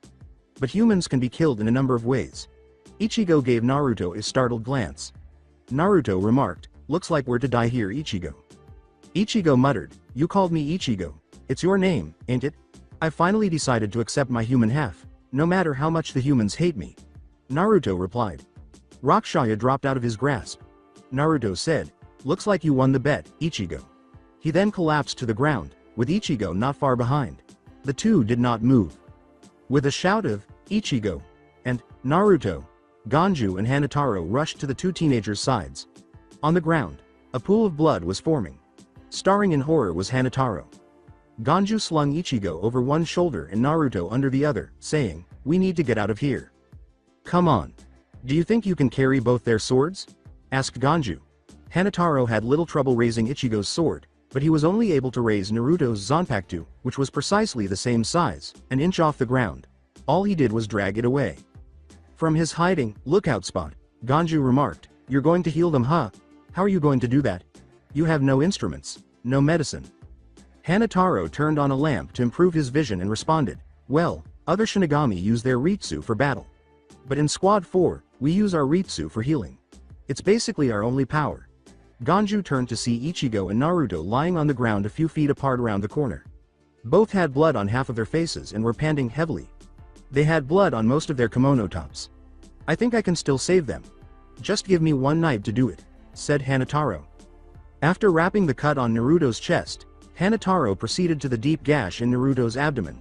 He halted abruptly and let out a gasp. There was an odd swirl mark on his stomach. Ganju inquired, "What's wrong? Did one of them die?" Hanitaro responded, "No, come take a look at this." Ganju approached. Ganju stared at the swirl mark on Naruto's stomach before shaking his head in response to Hanitaro's question, "Do you know what this is?" "No, I have no idea what it is. It cannot, however, be a birthmark. It's too strange," Ganju remarked as he made his way back to his starting point. As he returned to his work of healing Naruto's wounds, Hanitaro thought, "What is it? It has nothing to do with him being a Hanyu, and it has nothing to do with the mask that was shielding his right shoulder, according to all the history books on Hanyus. With that boy, Hanitaro, hanging over him, bandaging his stomach, Naruto felt pain in his stomach and forced his eyes open. "You've been out for a while," he said. Ichigo tried to leave, but he had already woken up. Hanitaro grinned and said, "Ganju punched him out." "How many blows did it require?" Naruto inquired. Hanitaro said, "One." Naruto closed his eyes and laughed quickly. "Stupid." Naruto muttered, he shouldn't have been trying to move that early, attempting to ignore the pain in his stomach as Hanitaro firmly bandaged it. Naruto felt Ganju approach, and Hanitaro concurred, saying, "It was way too early." "Did he awaken?" Ganju inquired. Hanitaro said, "Yeah." "What are you feeling like?" Ganju inquired. Without opening his eyes, Naruto deadpanned, "Like crap." According to Ganju, Naruto chuckled. "That's probably what Ichigo would have said if I hadn't punched him out." After Ganju had departed once more, Hanitaro remarked, "Given that you were cut up worse than Ichigo and that your condition is just a little worse than his, I'd say you're healing pretty quickly." As Hanitaro tightened the bandages around his stomach, Naruto closed his eyes to avoid the pain and remarked, "I guess that's what I get for sucking at sword fighting and not just blowing his arm out of its socket with a demon attack." "Is that really what you could do?" Hanitaro inquired. "Yes, provided I could get close enough. However, he most likely would have severed my head before I could," Naruto answered. "Where did all of your scars come from?" Before applying bandages to Naruto's right forearm, Hanitaro posed the question. "Remember that I'm a Hanyu? Life isn't exactly safe." Naruto retorted, "Looking like a normal fox did not help because foxes are hunted where I lived. Neither did wearing fox ears on your head and entering a large village," Naruto chuckled. "The scars are explained by that. However, what about the mark near your navel on your stomach?" Naruto froze, his eyes snapping open as Hanitaro asked. "You noticed that?" Naruto inquired. "When I'm bandaging your stomach, it's difficult to ignore it." "What is it?" Naruto turned his head away from Hanitaro as he asked. Naruto stammered, "It's nothing." Hanitaro paused his bandaging of Naruto's arm, looked at his terrified but dejected face, and then resumed when he noticed a growing pool of blood on the ground. "Oh, you're bleeding once more." The blood came from Naruto's large gash on his throat, and Hanitaro yelled in shock. With his head straightened and his eyes closed once more, Naruto remarked, "Not like it's going to kill me." "May I bandage and heal your throat and neck?" Hanitaro inquired. "Yes. Don't I have to trust you?" With a faint smile, Naruto answered, and his breathing slowed before he fell back asleep.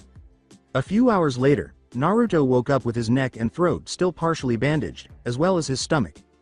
Hanitaro was just finishing up the bandaging of his right leg, where the sword had cut it close to his ankle, when Ichigo was already awake, leaning against a wall with his kimono top still open, with his shoulders and stomach bandaged, just like Naruto's. Naruto sat up quickly, which caused Hanitaro to jump. "That kid healing your stomach did something to the seal," Kyuubi yelled. "Naruto, don't get up just yet," Hanitaro said in a panic, and Naruto got to his feet, trembling. Ichigo stood, looking exhausted himself, but 100 times more capable than Naruto, and he answered, "We need to keep moving." "Really, Naruto? You need to get some rest," Ichigo persisted, so Naruto grabbed his sword and supported himself on the hilt while he closed his eyes and took deep breaths. As he approached Ganju's hiding place, Naruto repeated, "We need to keep moving." Ganju attempted to punch Naruto out as well, but the blonde dodged the blow, his fox ears twitching, and then Naruto was kicked in the side of the head, falling to the ground unconscious once more. Hanitaro and Ganju turned to Ichigo, who gave them an innocent look. "What?" Ichigo remarked. "You wanted him to stop." Hanitaro pulled Naruto back to his previous position and laid him down again, covering the lower portion of his body with the blanket. Ganju responded, "Yeah, but not by kicking his lights out." With a weary slouch against the wall, Hanitaro remarked, "I'm starting to wonder how the hell he even lifts that sword." Ichigo attempted to raise the blade, but was unable to do so high enough to engage in combat. "It doesn't help him in healing if you keep hurting him more and more." "I'm starting to understand how he does a lot of things," Ichigo concurred, adding, "It's the same size as Zangetsu, but it's a hell of a lot heavier." "What did you discuss earlier?" Ichigo mentioned something about a mark on his stomach. "Yes. Neither of us can identify the swirl mark on his stomach. He simply pretended to be afraid and said it was nothing when I asked him what it was." Hanitaro replied, "But nothing makes someone act that scared." Ichigo paused to reflect. "Do you believe that his Hanyu heritage is a factor in this?" Ichigo inquired. "I considered how it might, but it doesn't. I've read every book in Seireiti that discusses demon and Hanyu legends." Hanitaro said, but nothing was there. Ichigo paused to reflect, then abruptly snapped his fingers. "It might have to do with Fluffy." Hanitaro and Ganju gazed at Ichigo as though he had grown a second head. "Who?" Ganju inquired. "Fluffy. Every time Naruto speaks, he calls Fluffy aloud as though he were speaking to someone." Ichigo remarked, "But when he says that stuff, no one is talking to him." "We're going to have to ask him when he wakes up then. Furthermore, we won't accept no." Ganju cracked his knuckles and yelled. "Just don't do him too much harm. After tending to you and Naruto, I'm worn out," Hanitaro sighed. Kyuubi shouted for the 10th time in 5 seconds, "I can believe he screwed up the seal." "He did, Kyuubi, for the 10th time in 5 seconds. Naruto shifted his position in the ankle. Deep water and remarked, "He didn't know that would happen, and he doesn't even know what it is." An ever familiar voice said, So this is the sealing chamber. Naruto turned to see it was Rakshaya, who was scanning the sealing chamber before turning to face Kyuubi. Huh. You're going to look good as a giant pink fox, said Rakshaya, smiling. I didn't know you were that big. Kyuubi asked, what are you talking about? Do you recall our wager? You dye your fur neon pink if someone messes up the seal in 5 days. What? Absolutely not. Naruto sighed as Rakshaya stated, that or you have to paint your fur rainbow colors and wear a neon pink afro. I'm not saying this isn't humorous or anything, but may I leave now? Naruto inquired. Indeed, Kyuubi and Rakshaya both said at the same time. Naruto sat up after opening his eyes. Naruto turned to face Ichigo, Ganju, and Hanitaro, who were standing in front of him, and asked, who kicked me? Ichigo muttered, does it matter? Naruto gave him a fierce look. Naruto questioned, it was you, wasn't it? Ichigo turned away and started whistling. According to Ganju, yeah it was him. Ichigo remarked, but you have a better question to answer. Naruto's face took on a hint of fear. Naruto trailed off, and that would be, Ichigo answered, what that mark is on your stomach. Naruto avoided making eye contact with any of them. In a whisper, Naruto said, oh, it's nothing, can we just go? Ganju stated, not until you tell us what's going on. Naruto looked at them and said, well, forget about it then, because I'm not telling you what it is. He started to stand up, but Hanitaro and Ganju tackled him back down. Suddenly, he felt a heavy object on his chest. He cast his gaze downward. Ichigo's sword tip was pressed against Naruto's left side, directly over his heart. From his right side, Hanitaro remarked, you're not rested enough to move yet anyway. Naruto snarled and attempted to rise, but was pushed back down. Yes, and holding a sword over my heart is counted as resting. Naruto questioned, what the hell is this about? Ganju said, we already told you. Naruto gave an eye roll. Naruto looked away once more and said, yes, and I already told you it was nothing. We're going to find out what's on your stomach. You not meeting our eyes when you say that it's nothing just makes us more suspicious. Hanitaro replied. Ganju and Hanitaro struggled to hold Naruto down as he started to struggle to stand up. Let me go, shouted Naruto. Ichigo stated, not until you tell us what that mark is. Naruto screamed, leave it alone Ichigo. Ichigo made Naruto grimace as he drove the sword deeper into his left chest. You said that the only way to kill a demon is to pierce its heart. Ichigo responded, while Hanitaro and Ganju stared at Naruto in surprise and then froze in recognition. Naruto glared up at Ichigo. Ichigo was threatening Naruto's life. But if one looked closely enough at Ichigo's face, it was clear that he had no intention of killing Naruto. He was unable to murder his ally. Growling, Naruto said, you wouldn't? Blood started to bleed through the bandages on Naruto's left chest. Ichigo answered to that, I would. Naruto looked at Ichigo with icy blue eyes and said, then go ahead. Kill the demon. After a few seconds of silence, Ichigo sighed, withdrew his sword from Naruto's chest, and turned away. Then Ichigo complained, let him go. Naruto was able to sit up again as Hanitaro and Ganju retreated. Get some rest. You're still weak from the fight. If you're still willing to help me, Ichigo replied. Naruto smiled. Okay. Naruto exclaimed with joy. Slap, ha, 30. Naruto yawned and laughed. Naruto immediately fell asleep after lying back down. Ganju remarked, he's weird. Hanitaro replied, yeah, I'm still want to know what that mark was. Abruptly, he produced a tiny gadget and withdrew to a distant corner. After a few minutes of silence, Hanitaro dropped the device, his eyes wide with surprise. What? What's wrong? Ichigo said as he approached, Ganju following closely behind. Hanitaro exclaimed, that mark, I know what it is. What is it then? In legend, it's a mark given to beings that have evil powers. That, or it's another legend. The legend that he is condemned to be killed. Standing a short distance away from where Naruto had been made to rest, Hanitaro asked, are you sure you feel okay? Naruto stood up and began to remove the bandages from his leg. Dropping the bandages to the floor, Naruto answered, yeah, I feel just fine. He massaged the area of his throat that was covered in bandages. You think my neck is fine for me to take the bandages off? Replied Naruto. Hanitaro gave a headshake. The cut was deep. You should keep the bandages on around your throat, he said. With a shrug, Naruto started removing the bandages from his chest and shoulders. Hanitaro returned to the quiet conversation between Ichigo and Ganju. He's not acting weird about it. How long do you think he's had the mark? Replied Ganju. I don't know. But it has to be part of the legend of being cursed to die, since he doesn't act all evil, whispered Hanitaro. Ichigo hissed, has everyone but me seen the mark on his stomach? Hanitaro and Ganju both said, yes. Naruto called from near his bed, and said, hey. Hanitaro. Where the hell did you put my freaking kimono? I can find it. He had suddenly materialized a few feet away from them, and the three turned to face him.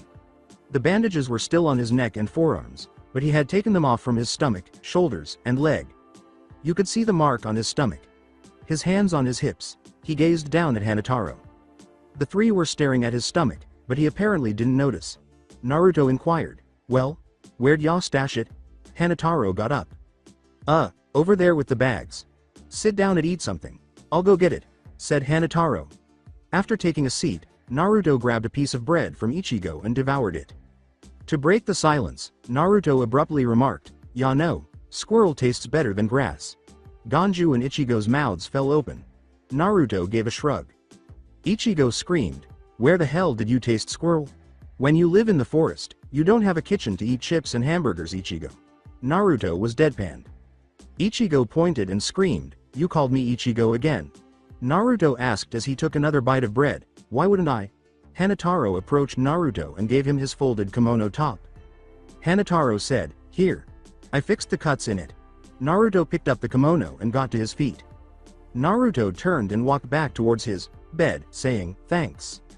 Ichigo hissed, you're right. He does have a mark on his stomach. No duh, idiot. Ganju came back. Once more, Naruto covered his stomach and chest with his kimono top as he walked back toward them. He had strapped his sword to his back. You guys coming? Or am I going to go save the Rukia by myself? Replied Naruto. Hanitaro, Ichigo, and Ganju stood. Ichigo claimed, we're coming. Naruto said abruptly, good, because honestly, I don't know where Rukia is being held. Ichigo's forehead was palmed. Ha? 39. Exclaimed Naruto, beaming. Damn it. Naruto started counting on his fingers after saying, it's still a long way to 500, I think. Ichigo shouted, you still don't know math? Nope. Exclaimed Naruto joyfully. Slap, 40. Yes. Naruto screamed, flinging his fist. Through the Seirei, Hanitaro, Ichigo, Ganju, and Naruto moved swiftly but stealthily. In a low voice, Ichigo said, square root of 144. Naruto returned the whisper, 12. I don't even get why I have to suddenly start learning math. Hissing, Ichigo said, you're going to school, idiot. Naruto's face went expressionless. In a whisper, Naruto said, I might be going to school. I might die here, you know. Ichigo questioned, why would you die here? Naruto answered, because Shinigami is pursuing us. Duh. Demons are hard to kill. Heinous can be killed as a human or a demon. Oh, idiot. Am not. Am not. Idiot. Would you quit calling me that? Would you rather me call you dumbass? Hey, yelled Ichigo. Abruptly, the small group was confronted by a massive group of Shinigami. See? Only an idiot, scratch that, dumbass would scream something when we're trying to sneak around quietly. Naruto replied. With the bandages still on the blade, he yanked Rakshaya off his back and tossed it into the air. Free for all! Shouted Naruto. Shinigami were flattened into the ground as the sword fell upon the first line. Running forward, Naruto kicked a Shinigami on the far left with a flying axe, sending him flying into the others and bringing down 2 more rows. Dominoes! Shouted Naruto. There were now just 5 Shinigami remaining. They spun around and screamed as they ran. Naruto made a gentle landing. Naruto exclaimed, ha! And proceeded to help Rakshaya back up. Returning the sword to his back, he did so. Sorry I had to throw you in the air, Rakshaya. But hell, it worked. Naruto replied. Why are you saying you're sorry? That was fantastic. Repeat. Rakshaya shouted. With his jaws lowered to the floor, Naruto walked back to the 3 others and rolled his eyes. What? Inquired Naruto. As Hanitaro put it, you just took out a huge group of Shinigami. Right after recovering from fighting a lieutenant. And, shrugged Naruto, heinous heal quickly. Naruto turned and waved for them to follow him, saying, come on. Exhausted, Naruto collapsed to Ichigo's side. Naruto closed his eyes and asked, now how did he manage to break both of swords at once? He was immediately drawn into the field where Rakshaya resided, his mindscape. Rakshaya was using a leaf to create music while perched on the big rock near the lake. Naruto approached and took a seat on the other boulder that was adjacent to Rakshaya's. Naruto said, "Want to tell me why you're playing a leaf whistle?" The leaf whistle was no longer played by Rakshaya. "Because you got sad, you idiot. When you're sad, it rains here." Naruto questioned, "And that has to do with anything I just asked how?" Rakshaya screamed, "You rusted my flute, dumbass." "You play a flute?" inquired Naruto. "And an electric guitar," Rakshaya announced with pride. "How the hell did you get your hands on an electric guitar?" said Naruto. Rakshaya answered, "I can make stuff appear here." Naruto let out a sigh. "Can you tell me why you and Zangetsu look so much alike?" Naruto inquired. Once more, Rakshaya ceased to play his leaf whistle. "Are you aware that at the same time you regained your Shinigami powers, Ichigo was regaining his as well?" asked Rakshaya. Naruto questioned, "At the exact same time?" "At the exact same time. When your Ritsu and his Ritsu gained the signature of a Shinigami, your Ritsus flared greatly. Mine was added to yours, and Zangetsu.ni-s was added to Ichigo's. Mine mixed with Zangetsu.ni-s as well, and made us look a lot alike in our Shikai form, and made our powers a lot alike as well." Rakshaya continued. Naruto said, "Wait a minute, Zangetsu.ni? Oh yeah, did I mention that I'm somehow related to Zangetsu.ni?" replied Rakshaya. Naruto deadpanned, No you kinda left that part out." "Well, somehow me and Zangetsu.ni are related. We're brothers. That's why we look so much alike," replied Rakshaya. Naruto remarked, "That's strange. Am I going to die now?" Rakshaya responded, "No, but you need to start calling on me for my power." "Okay. But what about Ichigo's sword? What about Zangetsu?" Naruto responded. Ni-san is talking with Ichigo right now. By the time you wake up, Ni-san and I will be fixed," said Rakshaya. Naruto started to disappear. "And stop being so sad when someone mentions the seal. You'll end up rusting my other instruments too," said Rakshaya.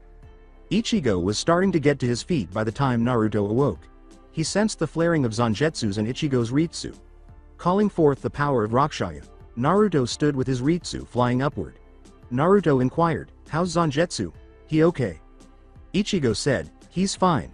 "How about Rakshaya?" "He's fine as well. Let's finish this." "Finish what?" "This souffle, it's simply divine." "Yes, let's," Rakshaya said, mimicking an elderly British man's voice. We cut to a scene where Rakshaya and Naruto are seated at a table, eating ladyfingers delicately and drinking tea from flowery cups. They both wore sexy pint suits. How delightful. Naruto twisted his mustache between his fingers and replied, "Indeed. Clown." Clad, with his hair blown up in a ball and a monocle balanced on his eye, Ichigo waltzes in. His arm is encircling Zangetsu, who was dressed in an antique ball gown covered in red roses and had makeup applied to her face.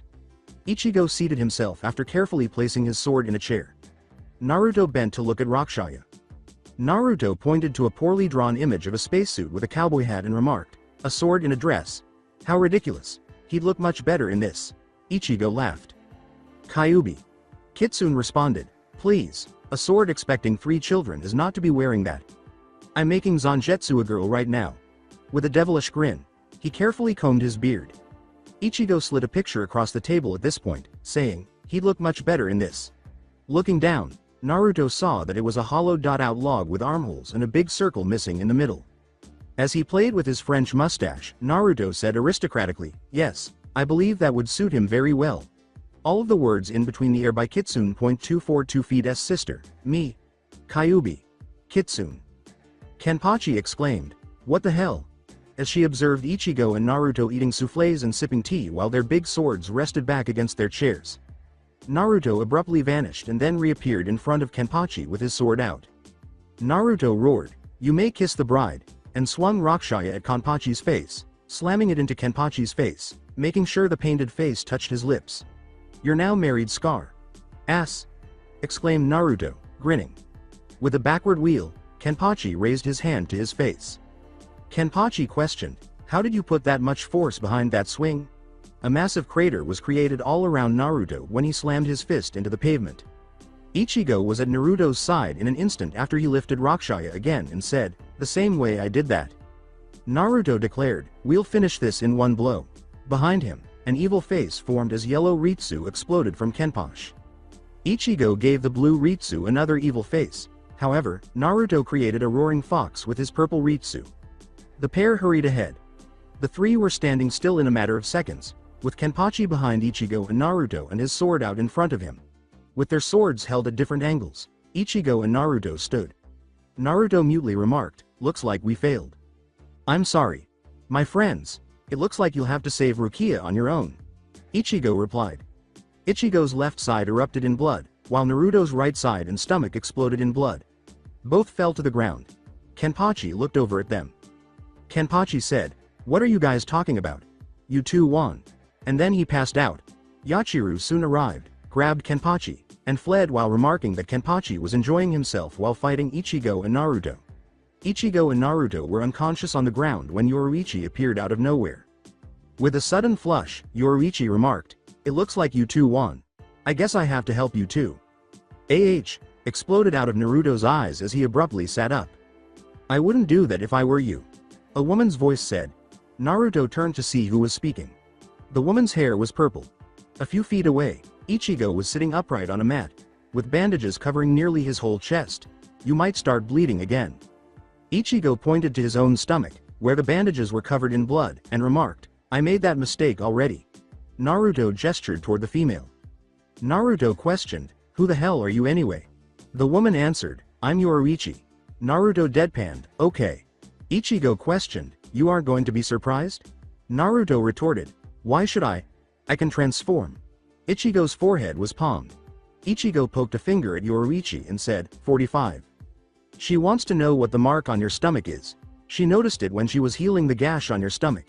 I tried to tell her that you wouldn't tell anyone what it was, but she won't listen," Ichigo replied.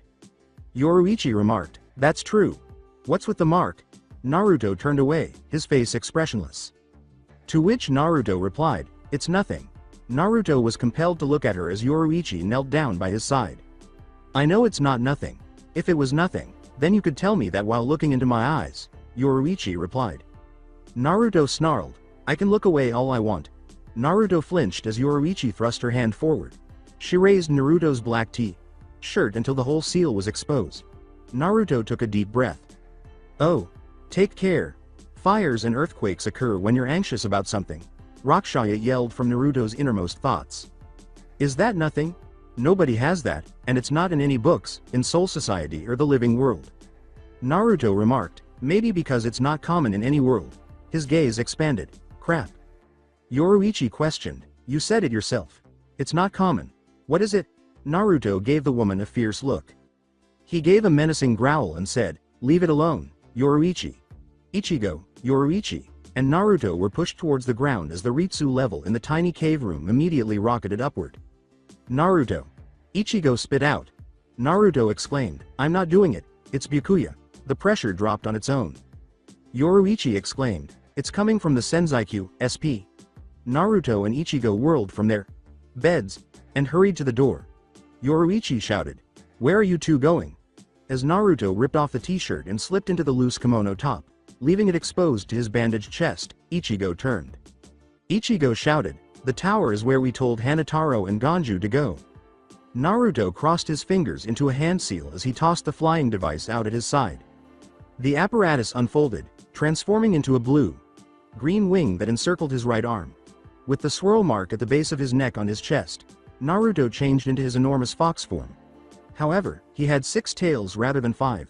His neck, the lower halves of his front legs, and his entire middle section were all bandaged. Ichigo snarled, "Fly," and bounded out of the wall. Mounted door, shooting skyward. Shortly after, Naruto trailed behind him, fire encircling his paws. Yukatake raised his hand in a salute and said, "Hey there, Rukia. Long time no see, you okay?" Rukia gaped in shock. From where did Yukatake originate? Turning, Byakuya faced the other captain. Byakuya questioned, "What are you doing here, Captain?" With his hand returning to his side and his smile disappearing, Yukatake remarked, "Well, I could ask you the same thing. After all, releasing a Zanpakuto in a place like this is a first-class offense, even if it's to repel Ryoka. What were you thinking, Kuchiki?" asked Yukatake. Byakuya sneered, "The wartime exemption has allowed the full use of a Zanpakuto." "War exemption? Has the Ryoka infiltration gotten that bad?" Yukatake inquired. 2 enormous Ritsu signatures suddenly pressed down on the bridge, raising the question, was it a Ryoka that killed Eizen? "What Ritsu is this?" These signatures, they're easily at the class of a captain, but I don't recognize them at all. Yukataki replied. Rukia exclaimed, that Ritsu. Impossible. The sun was obscured when two shapes burst through the air from underneath the bridge. One appeared to be a giant animal, while the other appeared to have a large wing on its left side. Rukia marveled as Ichigo and a huge white six-tailed fox emerged from the sun's rays and came into sight. Rukia whispered, Ichigo.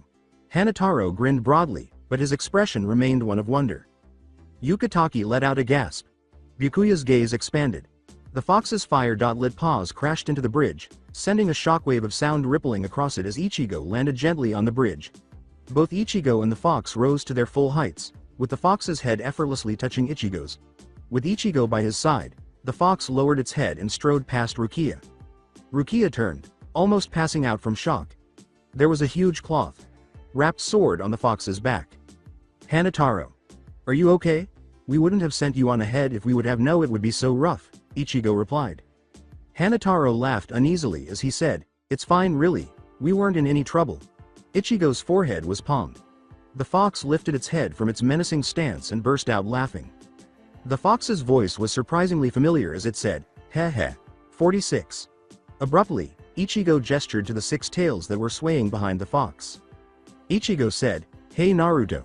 Since when did you have 6 tails? Naruto, the fox, whirled around and gazed at his tail. Really? 1, 2, 3, 4, 5, 6. Holy crap, I do have 6 tails, said Naruto. Rukia questioned, Naruto, as in the small white fox from Karakura. After giving a nod, Naruto made a bow. Naruto repositioned himself and uttered, Uzumaki Naruto, 6-tailed white fox demon of Karakura. Rukia questioned, You were a fox demon the whole time? Ichigo answered, Not only that. He was fox the whole time. With a quick glance at Yukataki and Byakuya, Naruto bared his teeth. Naruto turned back to Ichigo and growled, Grab the girl and let's get out of here. Ichigo, you carry her. Slowly, Naruto said, Why should I? Because you're the only one who can carry people. I can't carry more than one person at a time. Fine. But you take the girl. You're the one who wanted to come and rescue her, Naruto replied. You did too. So, I already have to carry a bloody guy. I'll carry Hanitaro, Naruto replied. Ichigo shouted, Fine, and rushed to Rukia. Come on, we're getting you out of here. Rukia looked at Ichigo, her eyes welling with tears. What kind of look is that? I've come to save you. You could at least look happy, Ichigo replied. Rukia muttered, You fool Ichigo. Ichigo turned to face Naruto, who was standing away from Hanitaro with his right side starting to bleed once more. You should have never come here. Now you're all cut up, and there's worse yet to come, Ichigo said. That may be so. But the fact still remains that we came to save you. You're coming with us. Ichigo replied. He looked at Yukataki and Byakuya. Rukia opened her mouth to continue, but was interrupted. Ichigo turned to Rukia and said, Oh yeah. And from now on, I'm not going to be listening to anything you say. You're coming with us, damn it. What did you say? What kind of rescuer doesn't listen to the one they're rescuing? What kind of rescued person complains about the rescue? Naruto interrupted and immediately silenced the two, saying, What kind of rescuer doesn't pay attention to the fact that there are 2 enemies in front of us? But they were fighting again in a matter of seconds. Rukia punched Ichigo after he stuck his tongue out at her. Naruto noted, if Ichigo doesn't just grab her and run, we're not going to get anywhere. According to Hanitaro, probably not. Yukataki gazed in awe at Ichigo and the enormous fox across the bridge. He said, It's not possible. Byakuya, not sounding very certain himself, said, Do not worry, Captain. Those 2 have not relation to whom you were thinking. He grabbed his sword. Naruto quickly became aware of this. Naruto hurried to the orange-haired team's side and said, Ichigo, we need to go, now. What? Why? Ichigo questioned that. Naruto gave an eye roll. Hello? We're standing in the middle of enemy territory, you idiot. Enemies on the only exit. Naruto replied. All except Ichigo and Hanitaro recoiled in shock as he suddenly changed into his human form. Yukataki questioned, Are you sure he's not related to him? Remember, he only has 1 tail in human form, and sometimes no tail at all. Naruto pounded Ichigo on the back of the head with his lone foxtail. Naruto repeated the phrase, Idiot, Snaggletooth, Dumb ass, Fluffy, Dumb shit, Foxy, Baka, Snaggletooth, Naruto roared, "Shut up!" and charged in a narrow circle. Naruto roared, "God! Just grab the fucking girl," and disappeared. Naruto yelled, "Turn around, idiots!" From behind Byakuya and Ukitake, surprised at how quickly Naruto had moved, the two spun around. Behind him, the blonde's tail swung lightly. Byakuya launched a Kido at Naruto, but the blonde easily ducked and leapt onto the bridge's railing while crouched. Byakuya shot the blonde Hanyu with another Kido.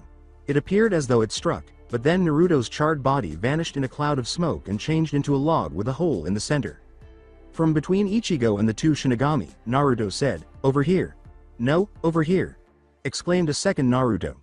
His hands and feet were encircled by fire, just as they had been in his fox form.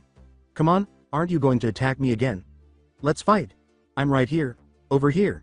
"No, over here," exclaimed a swarm of Narutos gathered around the bridge. The clones captivated everyone's attention. Ichigo exclaimed, "What the hell? Since when could he do that?" The actual Naruto showed up beside Ichigo. Naruto said, "This is Kage Bushin. I thought Kage Bushilan or whatever it's called only made one copy of yourself," Ichigo argued. "It's called Kage Bushin, and no Kage Bushin no jutsu can make many clones of the user. It would be helpful if I could teach you how to use jutsu, but you weren't born in the right area." Naruto looked confused. Ichigo asked abruptly, "You have to be born in a certain area to use jutsu?" Naruto said, "Yes."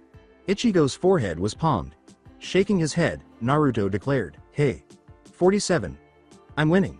He appeared to be thinking as he started to absently scratch his bare stomach. His eyes had gone completely glassy.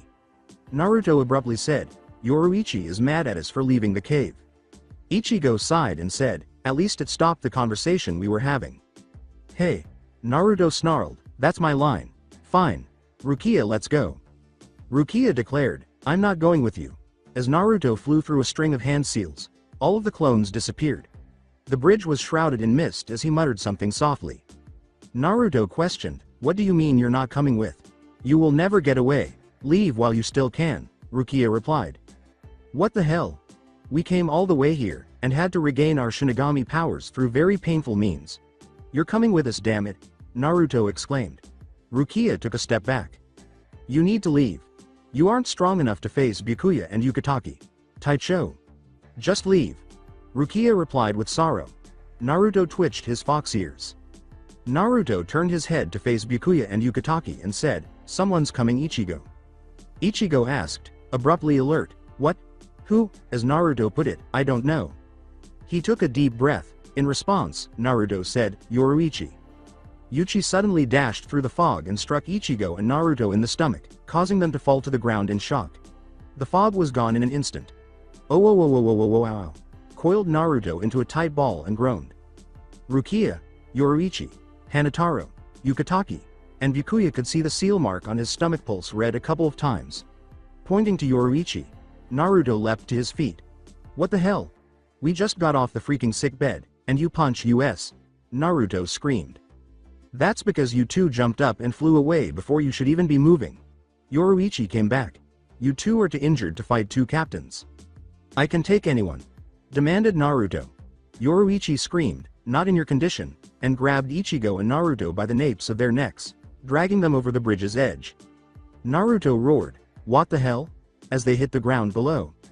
"You two aren't strong enough," exclaimed Yoruichi, pulling Ichigo and Naruto with her. Ichigo objected, saying, "We were so close to getting Rukia though." "Yes, but how far would you have gotten afterwards with two captains sitting right there?" Naruto shouted, "I could have beat their asses." Yoruichi inquired, "And how would you do that?" "It's a secret. I can't tell you," Naruto answered. "Kyuubi's chakra would be useful to me." "Oh, you should beat the living daylights out of the man who nearly killed you." "Woo," Kyuubi shouted. "Kyuubi and I both agree. You ought to have continued to fight." "Yoruichi is correct, though," Rakshaya remarked. "Yes. You are too hurt to engage in combat. Give your wounds time to heal." Kyuubi concurred. "You guys are completely useless." With a groan, Naruto folded his arms across his chest. "However, if that's what you guys believe I ought to do, then fine. I'll wait to kick ass until I'm fully recovered." "I agree." Kyuubi nodded in his head. With their arms outstretched behind them, Ichigo and Naruto, both strapped to boulders, watched Yoruichi pace in front of them. "It's unbelievable that you two are leaving so quickly." exclaimed Yoruichi. With a blank expression, Naruto stated, "We had an opening, we took it." "But you too were injured," reprimanded Yoruichi. Naruto answered, "So, I've done worse while I was injured." "Like what?" snarled Yoruichi. "Try having to run from hunters, with your powers restrained with a seal, an arrow almost in your heart, and a gash in your back as long as you are." Naruto replied. Yoruichi and Ichigo gazed at the blonde. With the best shrug he could muster, Naruto said, "Life in the forest is not very pretty, okay?" "Seal?" inquired Ichigo. Naruto answered, "Like I said, I grew up in an odd place." "Is that what's on your stomach?" "A seal?" Yoruichi said, squinting her eyes. After a few moments of inaction, Naruto laughed hesitantly. With a puzzled expression, Naruto chuckled, "A seal? Still on me? Are you crazy?" Yoruichi inquired, "What kind of seal is it?" Naruto screamed, "Idiot, I just said it wasn't a seal." Yoruichi answered, "Yes, but the way you looked when you said it is not reassuring." Naruto complained, glancing down at the swirl mark on his stomach, "Well, it's not a seal." Ichigo's arms were untied when Yoruichi unexpectedly materialized beside him. "You two still need to rest. You're still too tired from fighting Kenpachi," Yoruichi replied. Naruto questioned, "Who said we're tired?" In the 2 seconds after being untied, Ichigo lay down on a mat, wrapped himself in a blanket, and passed out, as Yoruichi indicated. After staring, Naruto burst out laughing. Naruto laughed and said, "Okay. I admit. We're still tired." Naruto's arms were tied to the boulder, but Yoruichi released them. "I should have mentioned that they are in Soul Society's hidden training room." Yoruichi commanded, "Go get some rest." Naruto abruptly realized he was exhausted and walked to the other mat, his feet dragging. Yoruichi called, "And we aren't done speaking of the seal on your stomach." Naruto came back and said, "It's not a seal." Yoruichi suggested, "And I also know one more thing. I know what's inside of you." Naruto stopped.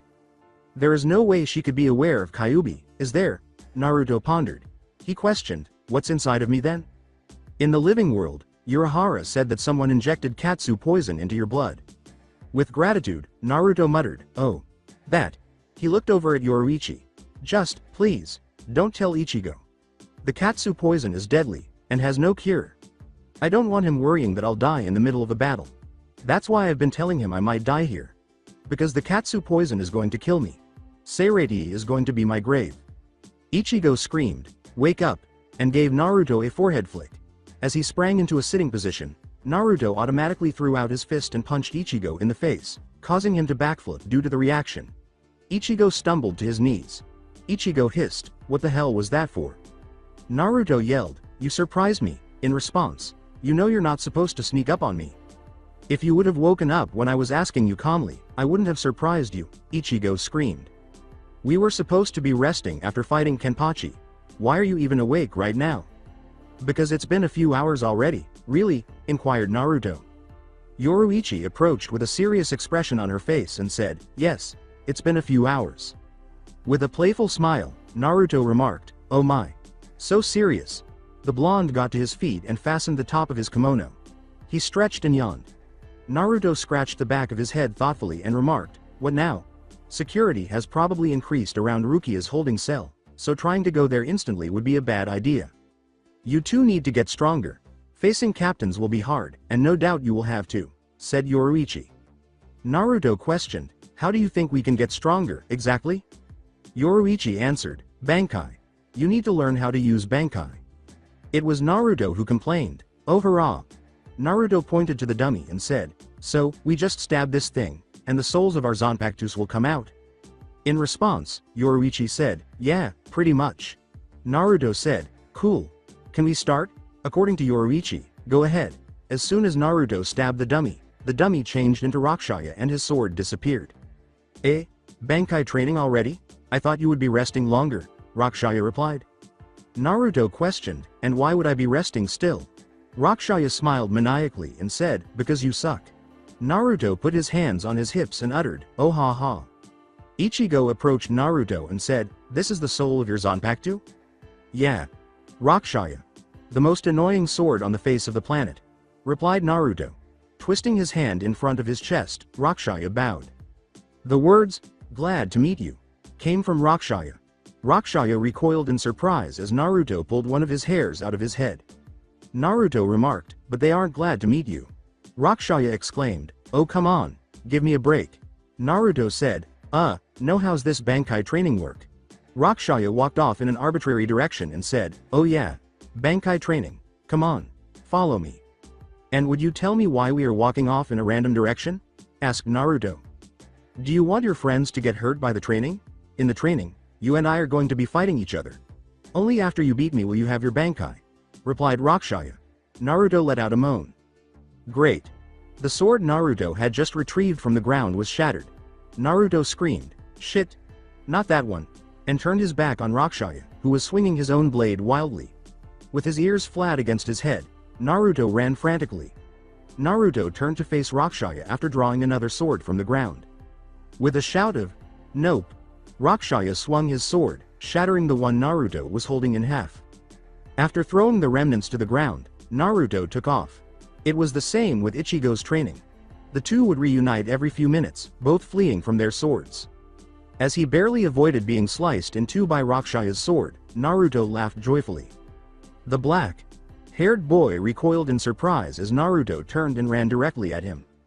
After ducking beneath the boy, Naruto reached for another sword. However, as soon as it made contact with Rakshaya's sword, this one also broke in two. Naruto spun around and started running once more, dodging the high rock obstacles. Naruto stopped abruptly, his heart pounding loudly and heavily. He fell to his hands and knees, frozen solid. He coughed up blood as his body trembled.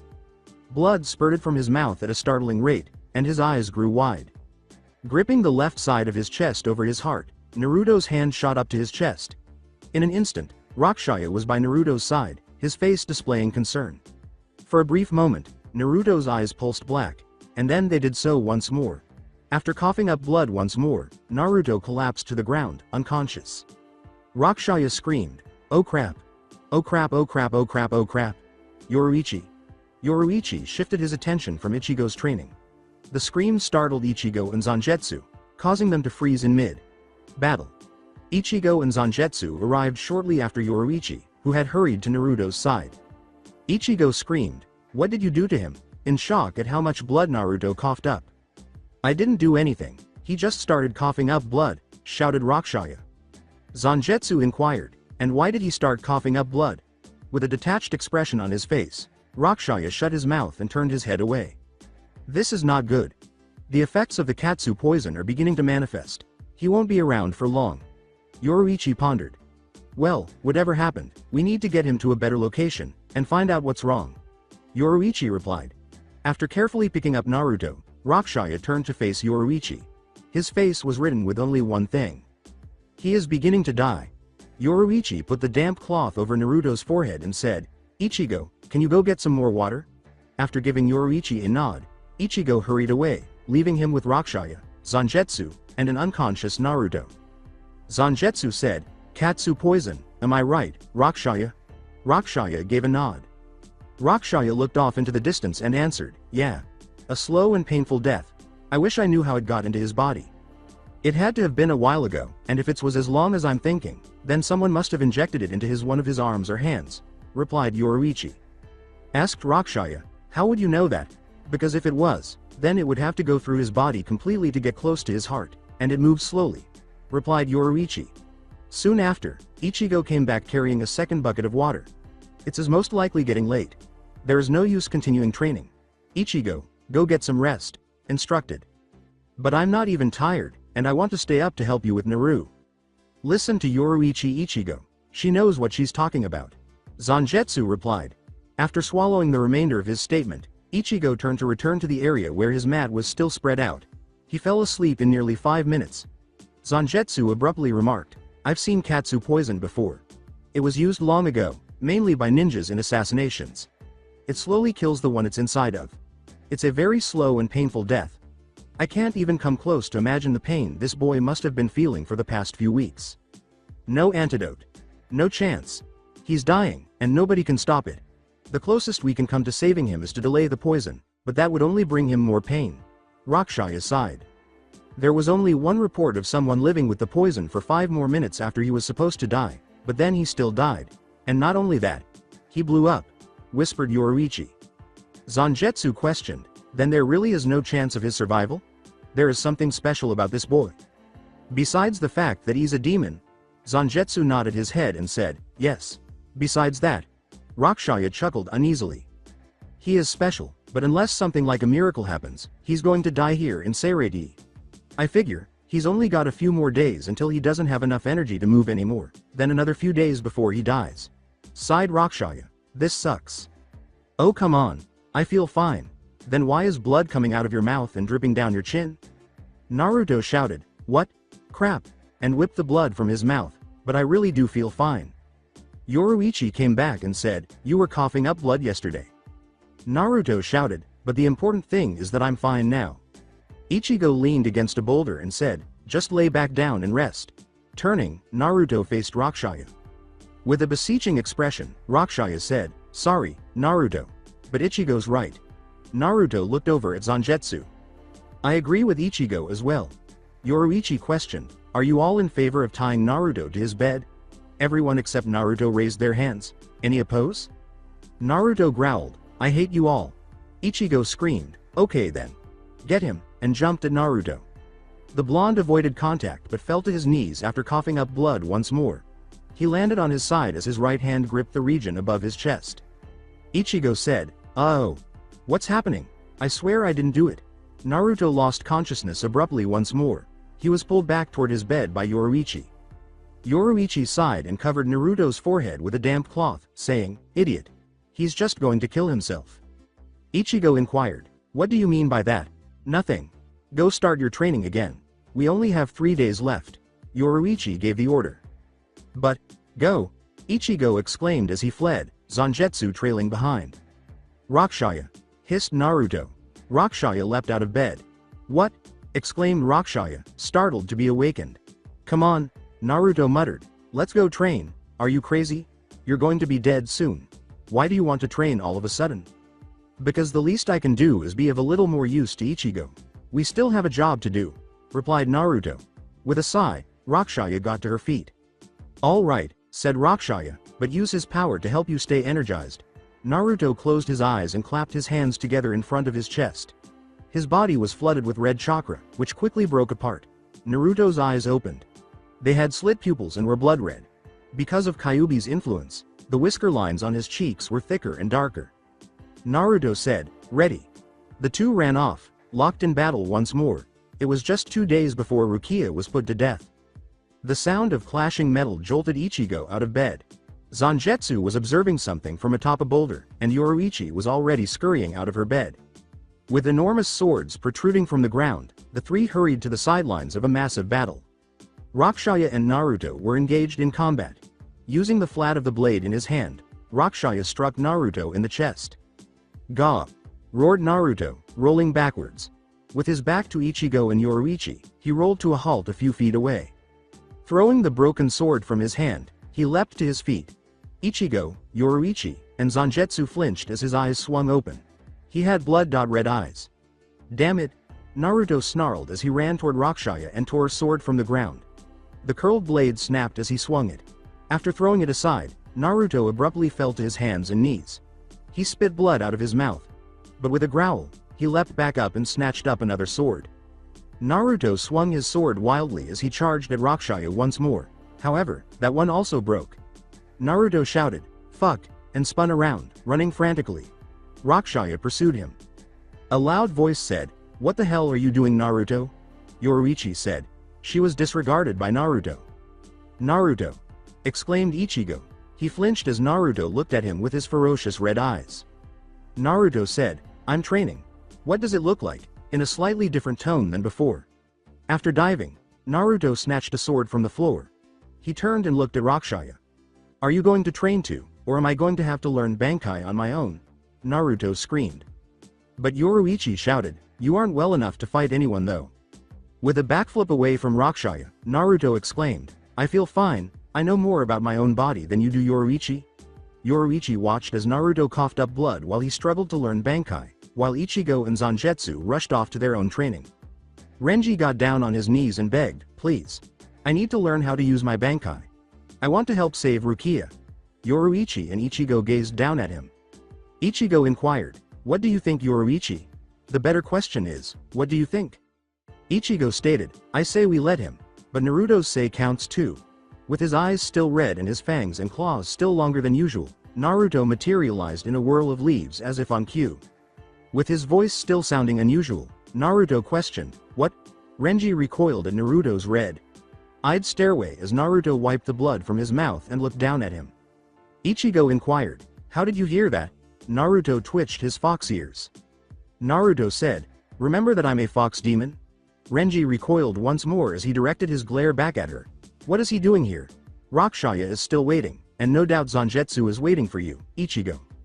You didn't hear what Renji said, but you heard what I said, Ichigo responded. To which Naruto answered, pretty much. Ichigo's forehead was palmed. 50. Renji wants us to help him learn how to use Bankai. He wants to help us save Rukia. What do you say? Replied Ichigo. Naruto pivoted and started to stalk off. Fine with me. Let him train here if he wants. Just don't let him get in my way. I'm in too much of a hurry, Naruto replied. He-I-N-A-R-U-U-U-U-U-T-O-O-O-O, yelled Rakshaya, who swiftly swung his sword and appeared at Naruto's side. Naruto yelled, fuck, and leapt away from Rakshaya, hurrying away. Yoruichi said, all right. We'll teach you how to use Bankai. Just don't try to kill any of us. I promise I won't. But I have a question. I thought that kid's eyes were blue, and I thought his voice sounding different. His eyes are blue. And his voice has changed somehow, as if two people are talking at once.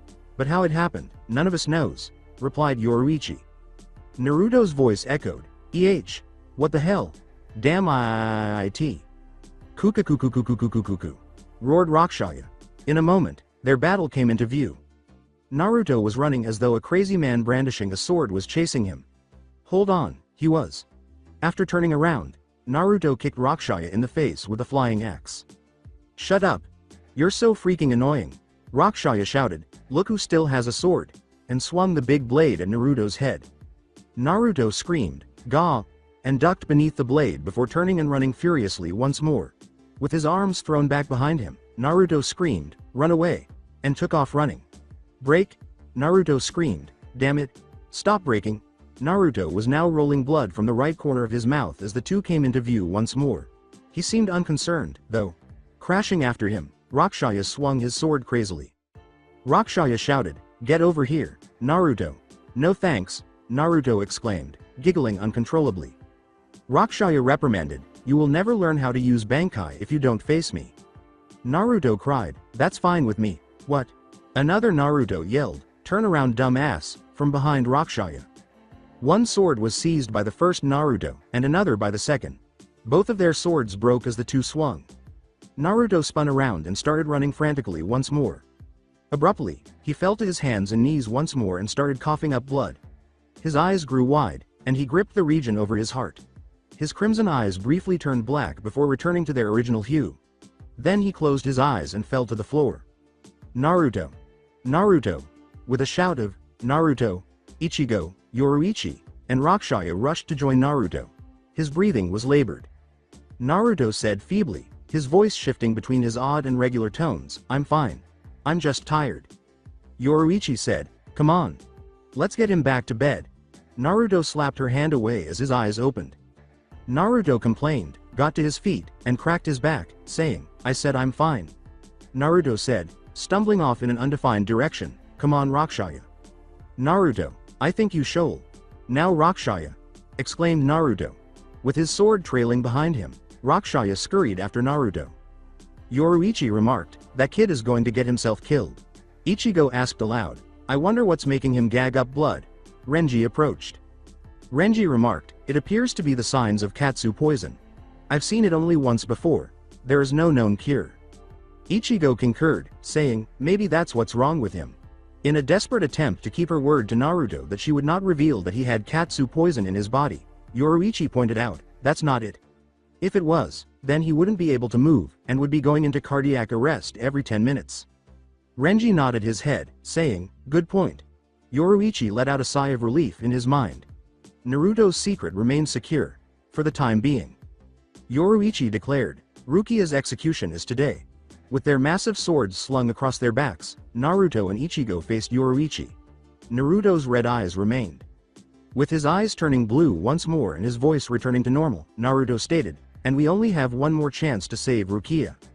Ichigo inquired, "How do you do that?" "Do what?" inquired Naruto. Naruto smiled as Ichigo palmed his forehead. With a laugh, Naruto said, "Ha. 54.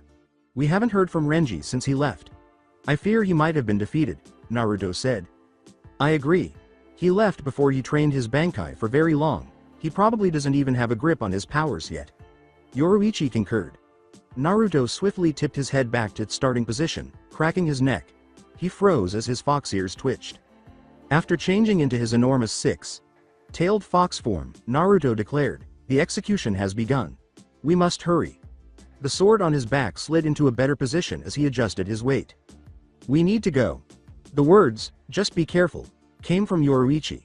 Naruto started to follow Ichigo as he fled. Yoruichi acknowledged, "Naruto, I feel better if you didn't run off to fight," Naruto said, not turning. Yoruichi, "I could die any minute now, any hour, or any day. Helping while I'm still alive is the least I can do. I truly meant it when I declared that this would be my grave. There is nothing I can do to prevent my death in Seirei. Kuchiki Rukia, do you have any final requests?" Yamamoto inquired, and Rukia remained quiet at first. "Just be careful not to hurt Ichigo or any of his pals. They haven't done anything improper," Rukia stated. "They did not murder Eizen. Taicho." Yamamoto concurred, "Very well. Start the execution." Yamamoto gave the order as a new captain and lieutenant. A male with spiky blonde hair and a female with red hair and green eyes turned to face one another suspiciously. Rukia was raised into the air and supported by her arms when a massive fire phoenix suddenly materialized and flew directly at her. Rukia closed her eyes, prepared to die, but it never materialized, so she opened them to see Ichigo and Naruto standing on air in front of her. Ichigo holding onto the hilt of his sword with his right hand while facing away from the phoenix. "Why are both of you back here? I thought I told you to leave," Rukia inquired.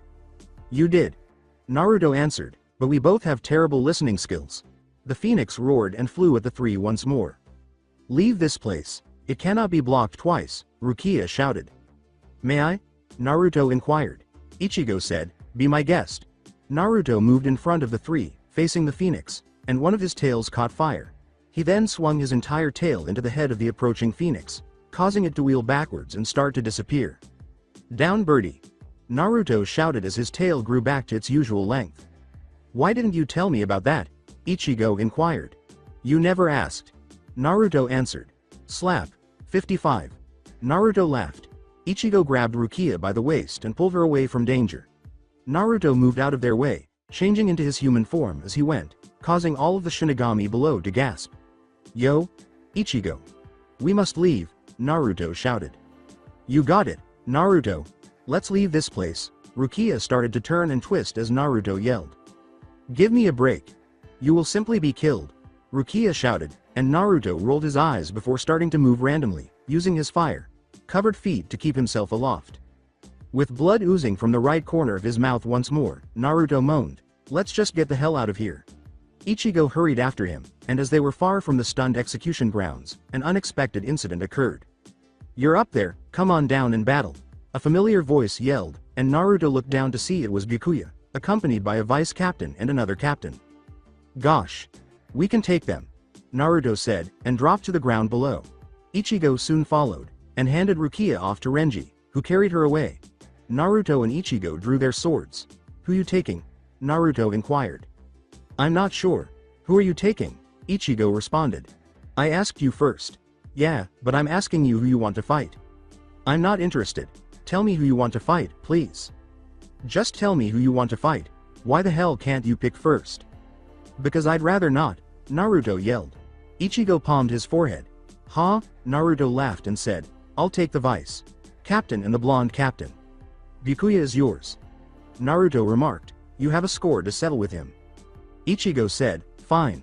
Naruto changed his position, and the two separated, prepared to battle. Naruto declared, "I'll fight you then." "Who are you?" The captain stepped forward and asked, and Naruto smiled, eager to play with his alter ego. The captain gritted his teeth and Naruto answered, "I am Kyuubi no Kitsune, Demon Fox from Fire Country." "You? Where had the ship gone?" Naruto shrugged and slung his sword over his shoulder as the man yelled and withdrew his sword from its sheath around his waist. Who knows? Before flashing an evil grin, Naruto questioned, who cares? Why you? Bankai. Naruto cocked his head as the man yelled, Kumo Raikage. When the smoke cleared, the sword was gone from his grasp, and he was wearing metallic blue gloves. Naruto rolled his eyes. Will you give a brief introduction? Naruto inquired. Minato Namikaze, I am the 5th squad's captain, Minato replied. This happened because I wanted him to be captain and Kushina to be vice captain. You mean Namikaze? He's from Konoha, Naruto said, thinking aloud. Well, if you're a captain, then my Shikai will do nothing. You're in your Shikai form already? Minato questioned, but his question was not answered. Naruto raised his sword to the sky and then let it drop back down, pointing it at Minato. His left arm clamped onto his right arm, and the cloth on the hilt wrapped around his right arm. Remember, Zangetsu and Rakshaya are brothers. His dark purple Ritsu exploded. Ban. Kai. A black blade suddenly cut through the dust that clogged the air as Naruto roared, obscuring him from view as dust flew everywhere. Naruto's Bankai looked, to put it mildly, amazing. To put it mildly, Naruto's sword had shrunk. It was entirely black, with 4 bars guarding it, which turned sharply to the left. Ichigo's goes to the right. The sword's hilt was made of black metal and wrapped in red cloth, and a thin black chain served as the blade's tassel. Over his black Shinigami attire, he wore a black cloak, the inside of which was crimson red. Hey, red is Kyuubi's color. Unlike Ichigo's, Naruto's cloak was outlined in dark purple. Kumori Rakshaya. Naruto said, holding the sword out in front of him. Your Bankai is that? Minato chuckled as Naruto squinted and twitched his fox ears before disappearing, leaving Minato stunned. From behind Minato, Naruto swung his blade down and said, back here human. Minato spun around, clenched his right fist, and raised it as though it were a blade, and lightning erupted from it, creating an odd blade out of the lightning. The lightning blade caught Naruto's, and they grappled back and forth for control. That is an interesting Bankai you have, Naruto said with a smile. What powers does it possess? Minato answered, yours as well, Kyuubi. Naruto answered, you'll find out. Minato Namikaze. Pretending to be curious about the name, Naruto remarked, oh, that name sounds familiar. I was sealed into a little boy by this man. Really, nice kid. Always volunteered to help others. Unfortunately for him, though, Naruto remarked with a sly smile. Hey Kyuubi. You're right. I like taunting people, Naruto thought. Minato gritted his teeth and Kyuubi responded, rolling his eyes in his head, comes with being a kitsune, kid. Damn you.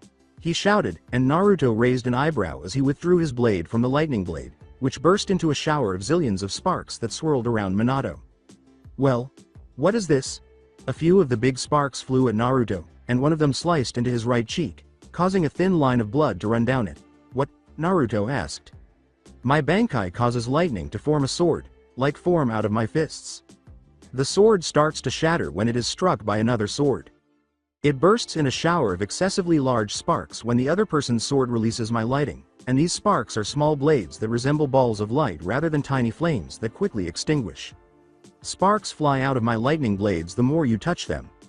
Also, the more lethal I get, Minato shouted, flinging his hand out, but instead of lighting up his fist, the sparks shot straight at Naruto. The blonde yelled and vanished, avoiding the blades with Shunpo. They appeared to have a mind of their own, and Naruto started thinking about the other Jinchuriki he had encountered, Gaara, who was the container of the one-tailed raccoon dog, Shukaku, and who used sand to both attack and block attacks. It moved a lot like these blades did, and Naruto had an epiphany. He had previously faced Gaara, because the two wanted to test each other's strength, and Naruto had emerged victorious. That's it. I got it, Naruto thought, and he hurried forward from his perch in midair, using Shunpo to dodge the approaching blades and raising his sword. Minato raised his fist, causing lightning to shoot out as a blade, and he used Shunpo to jump to his other side. Minato smiled, and another sword appeared from his other fist. Minato appeared bewildered, and he used Shunpo again, this time to appear behind him. He ran his sword forward, ready to stab him, but Minato jumped to the left, causing Naruto's sword to cut the side of his face rather than his head. I missed, Naruto said cheerfully. Suddenly, Naruto felt Ichigo's Ritsu flare, drop, then flare again, before shuddering in and out. Then it flared one more time, before dropping. Naruto grinned. Minato-san, please wait a moment. I have to speak with my friend for a minute, Naruto said. His own Ritsu flew upwards at so terrifying levels, Minato and the woman fell to their knees. His Ritsu suddenly stopped, then slowly grew larger, then dropped completely. He then made his own Ritsu shudder in and out for 5 seconds. There. Naruto remarked, Captain Carrot is now aware that I have also released my Bankai. You two are able to communicate with your Ritsu? Minato asked, rising from his knees as Naruto gave him a neck crack. Yes. In order to communicate over long distances, Captain Carrot and I created a small code that involves making our Ritsu flare and drop in patterns. Naruto said. I also said one more thing to him. The poison was starting to take effect on him once more, and blood started to trickle down the corner of his mouth. Oh, what could that be? Minato asked. Naruto closed his eyes and exhaled slowly. His eyes were blood red when he opened them again. Minato gasped and took a small step back. That I won't need 5 minutes to beat you. The owner of the real sword, Naruto Uzumaki, who was using Kyuubi's power, which caused his eyes to turn red, muttered, shit. A sword collided with a lightning blade, causing the lightning blade to dissipate into enormous sparks that flew at him. He dubbed this mode Vermillion SP mode. More sparks to dodge. With a growl, Naruto dodged the tiny sparks that were actually tiny glowing blades by flashing back and forth with Shunpo. I can continuously multiply my blade, but Captain Kuchiki's Zanpakuto is very similar to mine. Minato, who was the man Naruto was facing, yelled. After blocking another wave of blades, Naruto repositioned his blade and remarked, then Captain Carrot will probably not have a hard time beating Kuchiki. Captain Carrot? I'm still laughing over it, hehe, Minato asked, trying not to laugh himself, but he had to admit it sounded funny. He has orange hair. I think it sounds funny, Naruto replied, grinning. He rushed forward, clashing his blade against one of the lightning blades that came from Minato's fist. It just burst apart, and made more small shards. But I wonder, when you have too many blades to manage, what will happen? Naruto asked out loud. Suddenly, a small section of sparks flew into Minato's hand, and formed his sword, making it look like its original form. Naruto raised an eyebrow. That's strange, Naruto uttered aloud. Kyuubi, are you surprised? I am able to reassemble the tiny blades into a sword. Minato said, I can form as many as I want. Naruto smiled. All right. The two rushed forward and clashed their swords together, and Naruto exclaimed, you know Rukia closely, right? It'll make this more interesting. Why don't you save her, then? Naruto inquired. How about this? She is my friend, but Minato trailed off. I'll tell you everything if you beat me, okay? Minato inquired. Agreed. Naruto said, and the two pulled their blades apart before smashing them together. Play the music that plays during Ichigo and Byakuya's fight in Soul Society. Naruto spun around backwards, slashed his blade upward, and tried to cut Minato's head in half, but Minato blocked, stabbed forward, and nicked his shoulder. Naruto spun his blade, knocking Minato slightly to the left, and then drove his sword forward once more. Naruto was able to stab Minato's left shoulder. He pulled his blade out and swung around, swinging it in a small arc. Minato was easily blocked, but then Naruto noticed something odd. Minato was starting to move more quickly than usual. No, Naruto was moving more slowly because he was tired and his energy was being depleted by the poison. Suddenly, Minato was in front of Naruto, his sword ready to drive through his brain.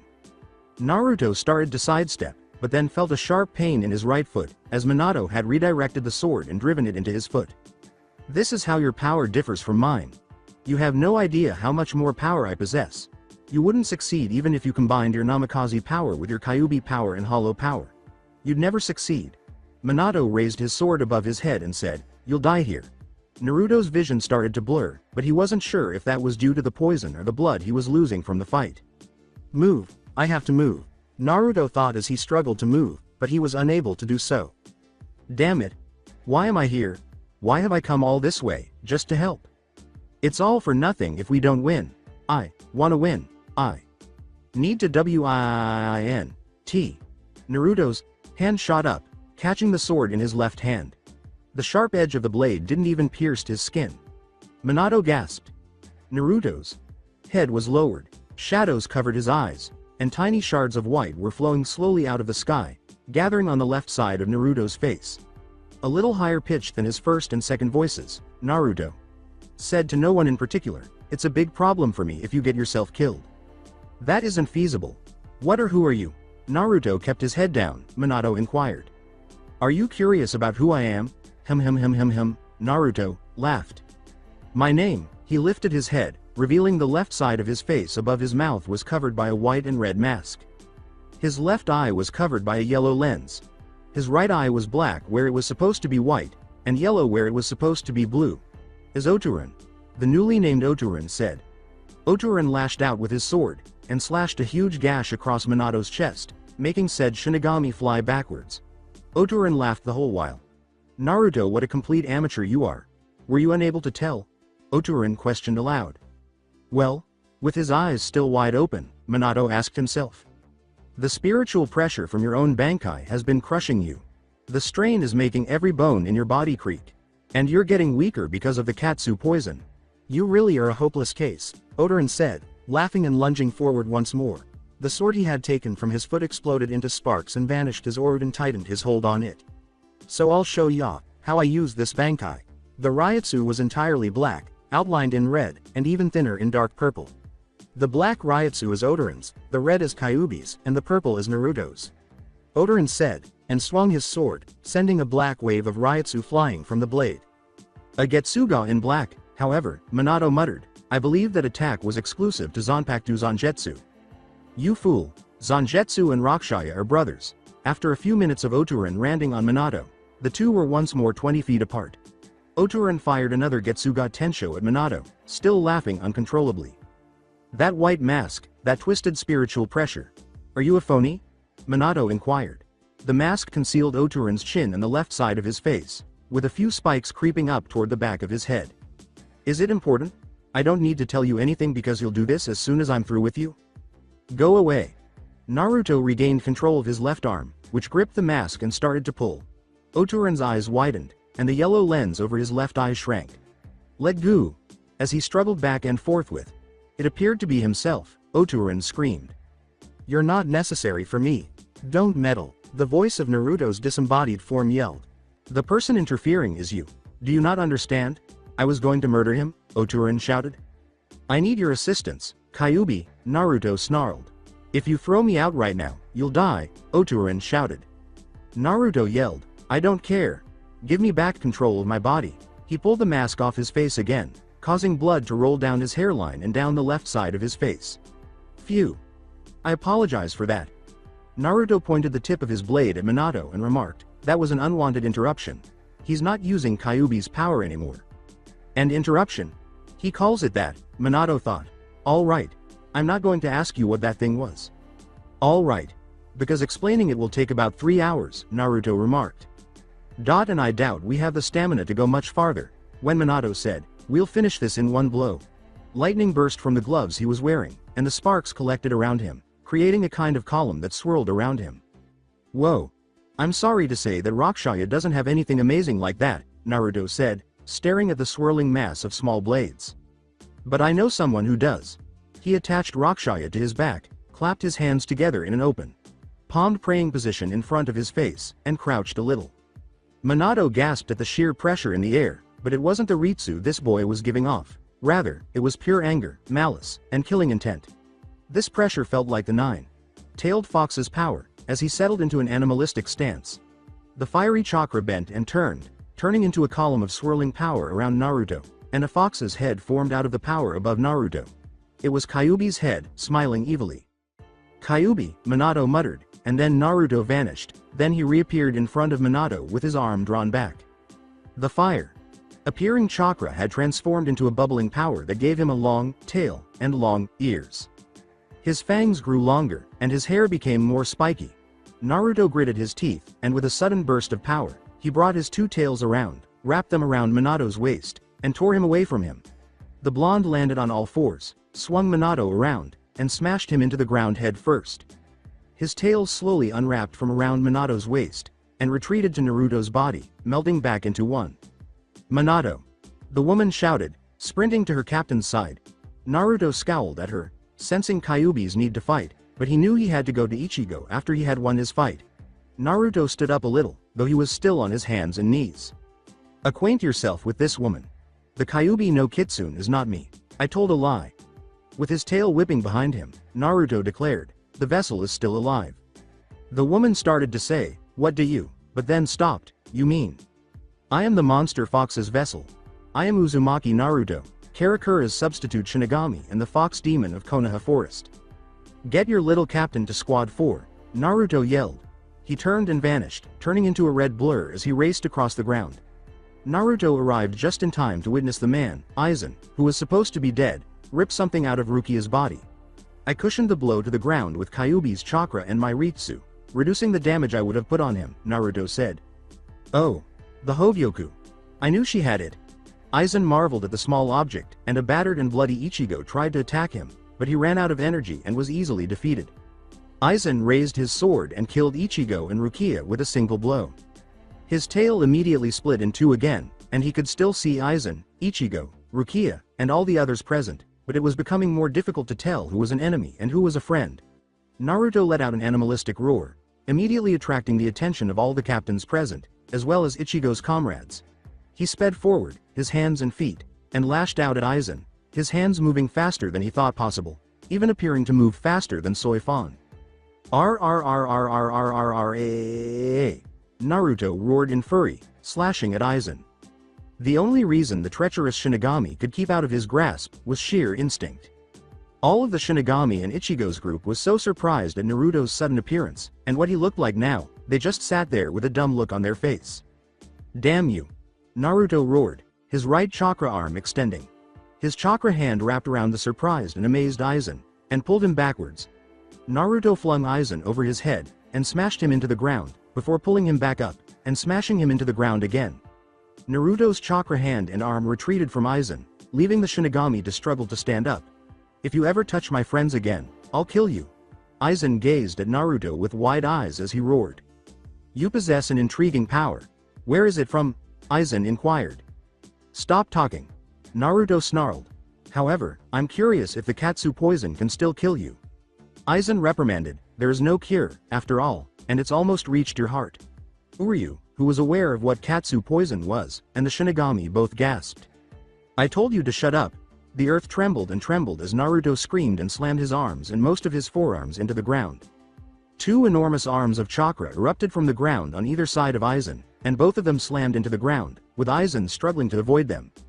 Naruto then started coughing up blood at a startling rate, and the red demon cloak vanished from his body, and he grasped his chest over his heart as his body ached. Aizen paused his attack and opened a portal that Manos Grande hollows bulged out of it.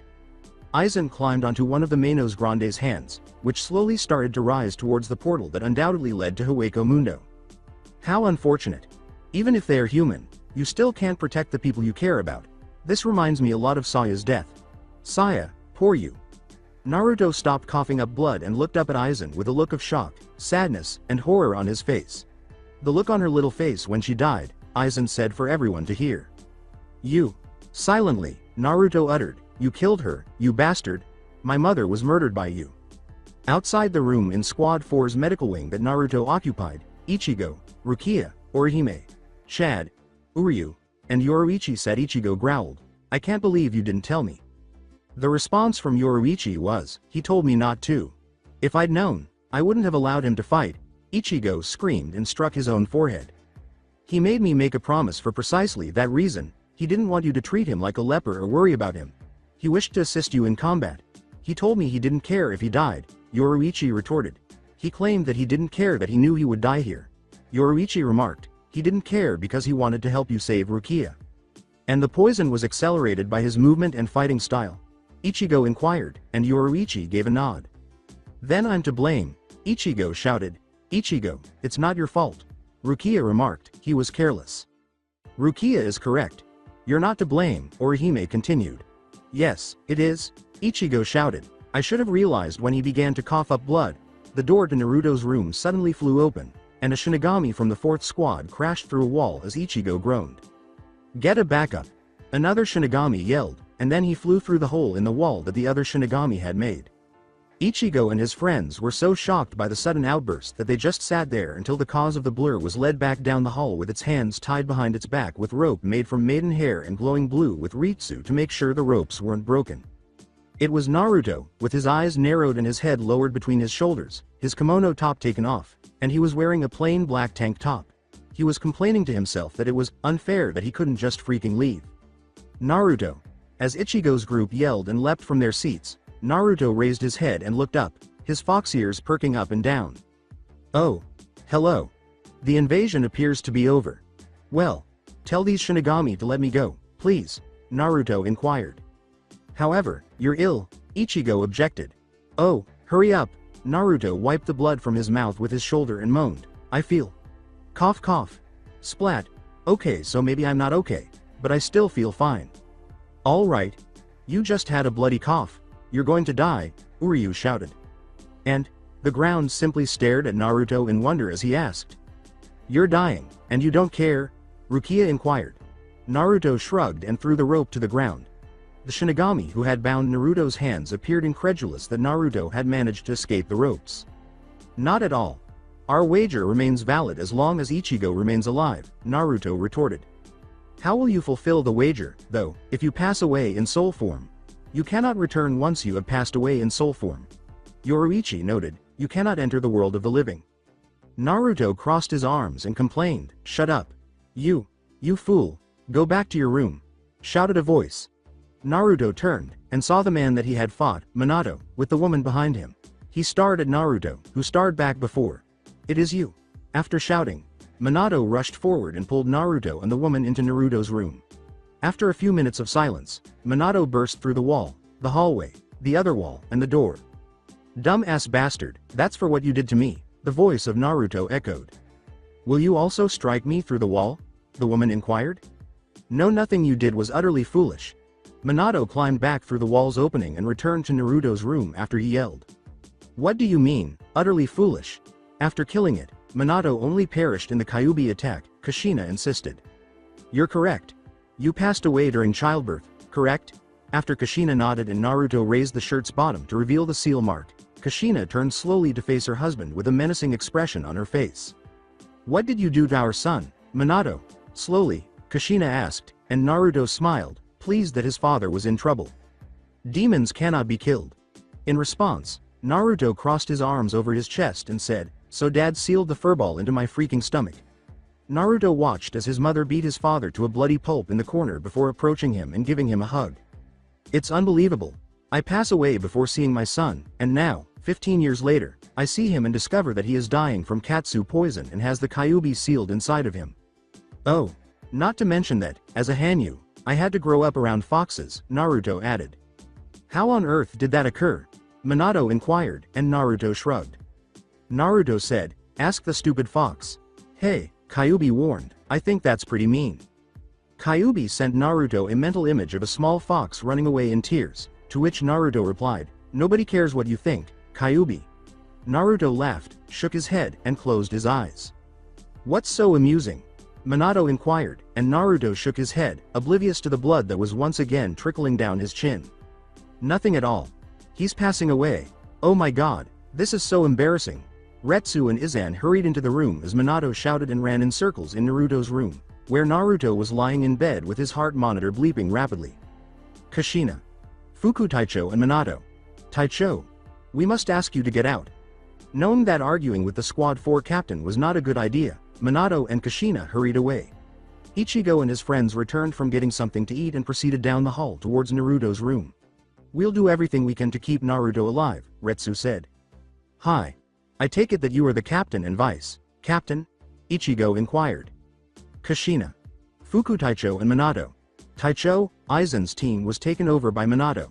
Taicho, who promoted Kushina. Fuku Taicho to vice captain, Rukia stated. You're right, Rukia. Kushina put one of her hands on Minato's shoulders as he spoke, his voice joyful but his face sad, and he turned to face the closed door of Naruto's room. Kushina remarked, he'll be okay. How on earth do you believe that? Katsu has poisoned him. You know he's going to die, Minato said. Hey, Naruto is more powerful than that, Kushina muttered. Oh, I see. Minato said, name one person who has survived Katsu poison. Kushina said nothing. See. Kushina remarked, I still refuse to think our son's going to die. What? Ichigo and his companions shouted. He is. You are his. What? Rukia shouted. Yes. His parents are us. Minato sighed and kicked a box at his feet, sending it flying. Damn, this sucks. His full name is Namikaze Uzumaki Naruto. Rukia objected, saying, I thought he said his mother's name was Saya. He claimed that the fox that reared him in the forest was that one. You see, I perished in an attack on our village, and Kushina perished while giving birth to Naruto. However, Naruto claimed that Saya was killed at the age of 5 months and went on to live alone. Minato retorted. How are you certain that Naruto is your son? Couldn't you have made a mistake? Ichigo inquired, and Minato paused to reflect. Oh, that's right. Was that swirl mark on his stomach visible to any of you? Ichigo nodded when Minato asked. You were referring to the whirly object on his abdomen? Ichigo inquired. Yes. That. It was me who kind of gave him that. When Minato got to the end of his sentence, he slowed down and said, I was an idiot. Really? Then what is it? Yoruichi inquired, curious as to what it was.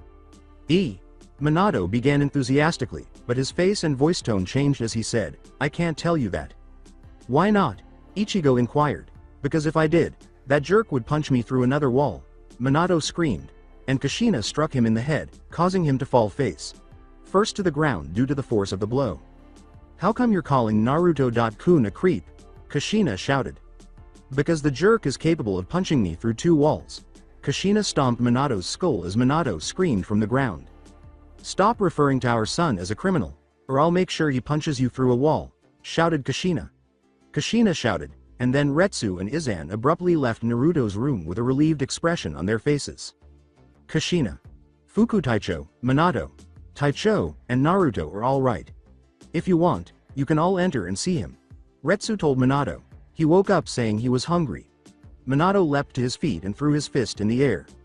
Yes, Naruto won't die, I assured you, he shouted, and Kushina, Ichigo, and his friends all gave him drab looks. No you didn't. Naruto sat in his bed with his arms folded across his chest as the group entered the room. I expressed my hunger.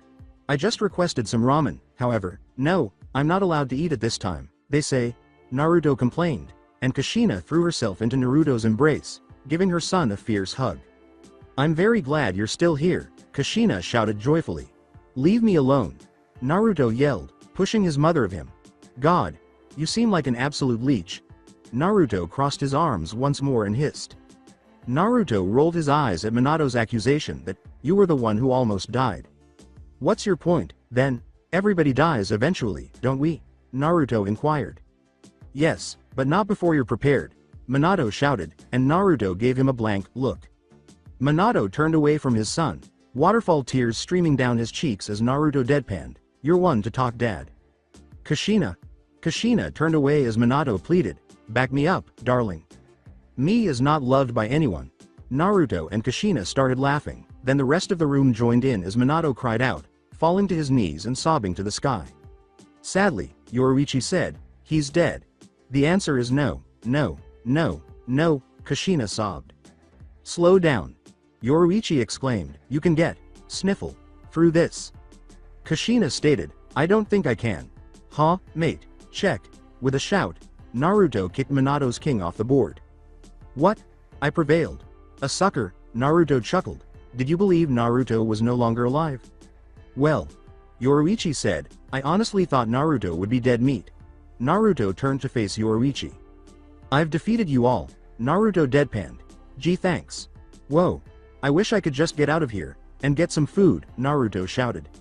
Minato remarked, you know you can't do that. Yes, I am aware. With a hand mocking his own words, Naruto complained, I'm dying blah blah blah can't leave blah blah blah death blah. I can't believe you don't care about dying, Chad replied. I'm concerned. However, I don't either. I chose to come even though I knew I was dying. I sped up the freaking poison, and that's my own fault, Naruto said blankly. Are you even aware of the poisoning process?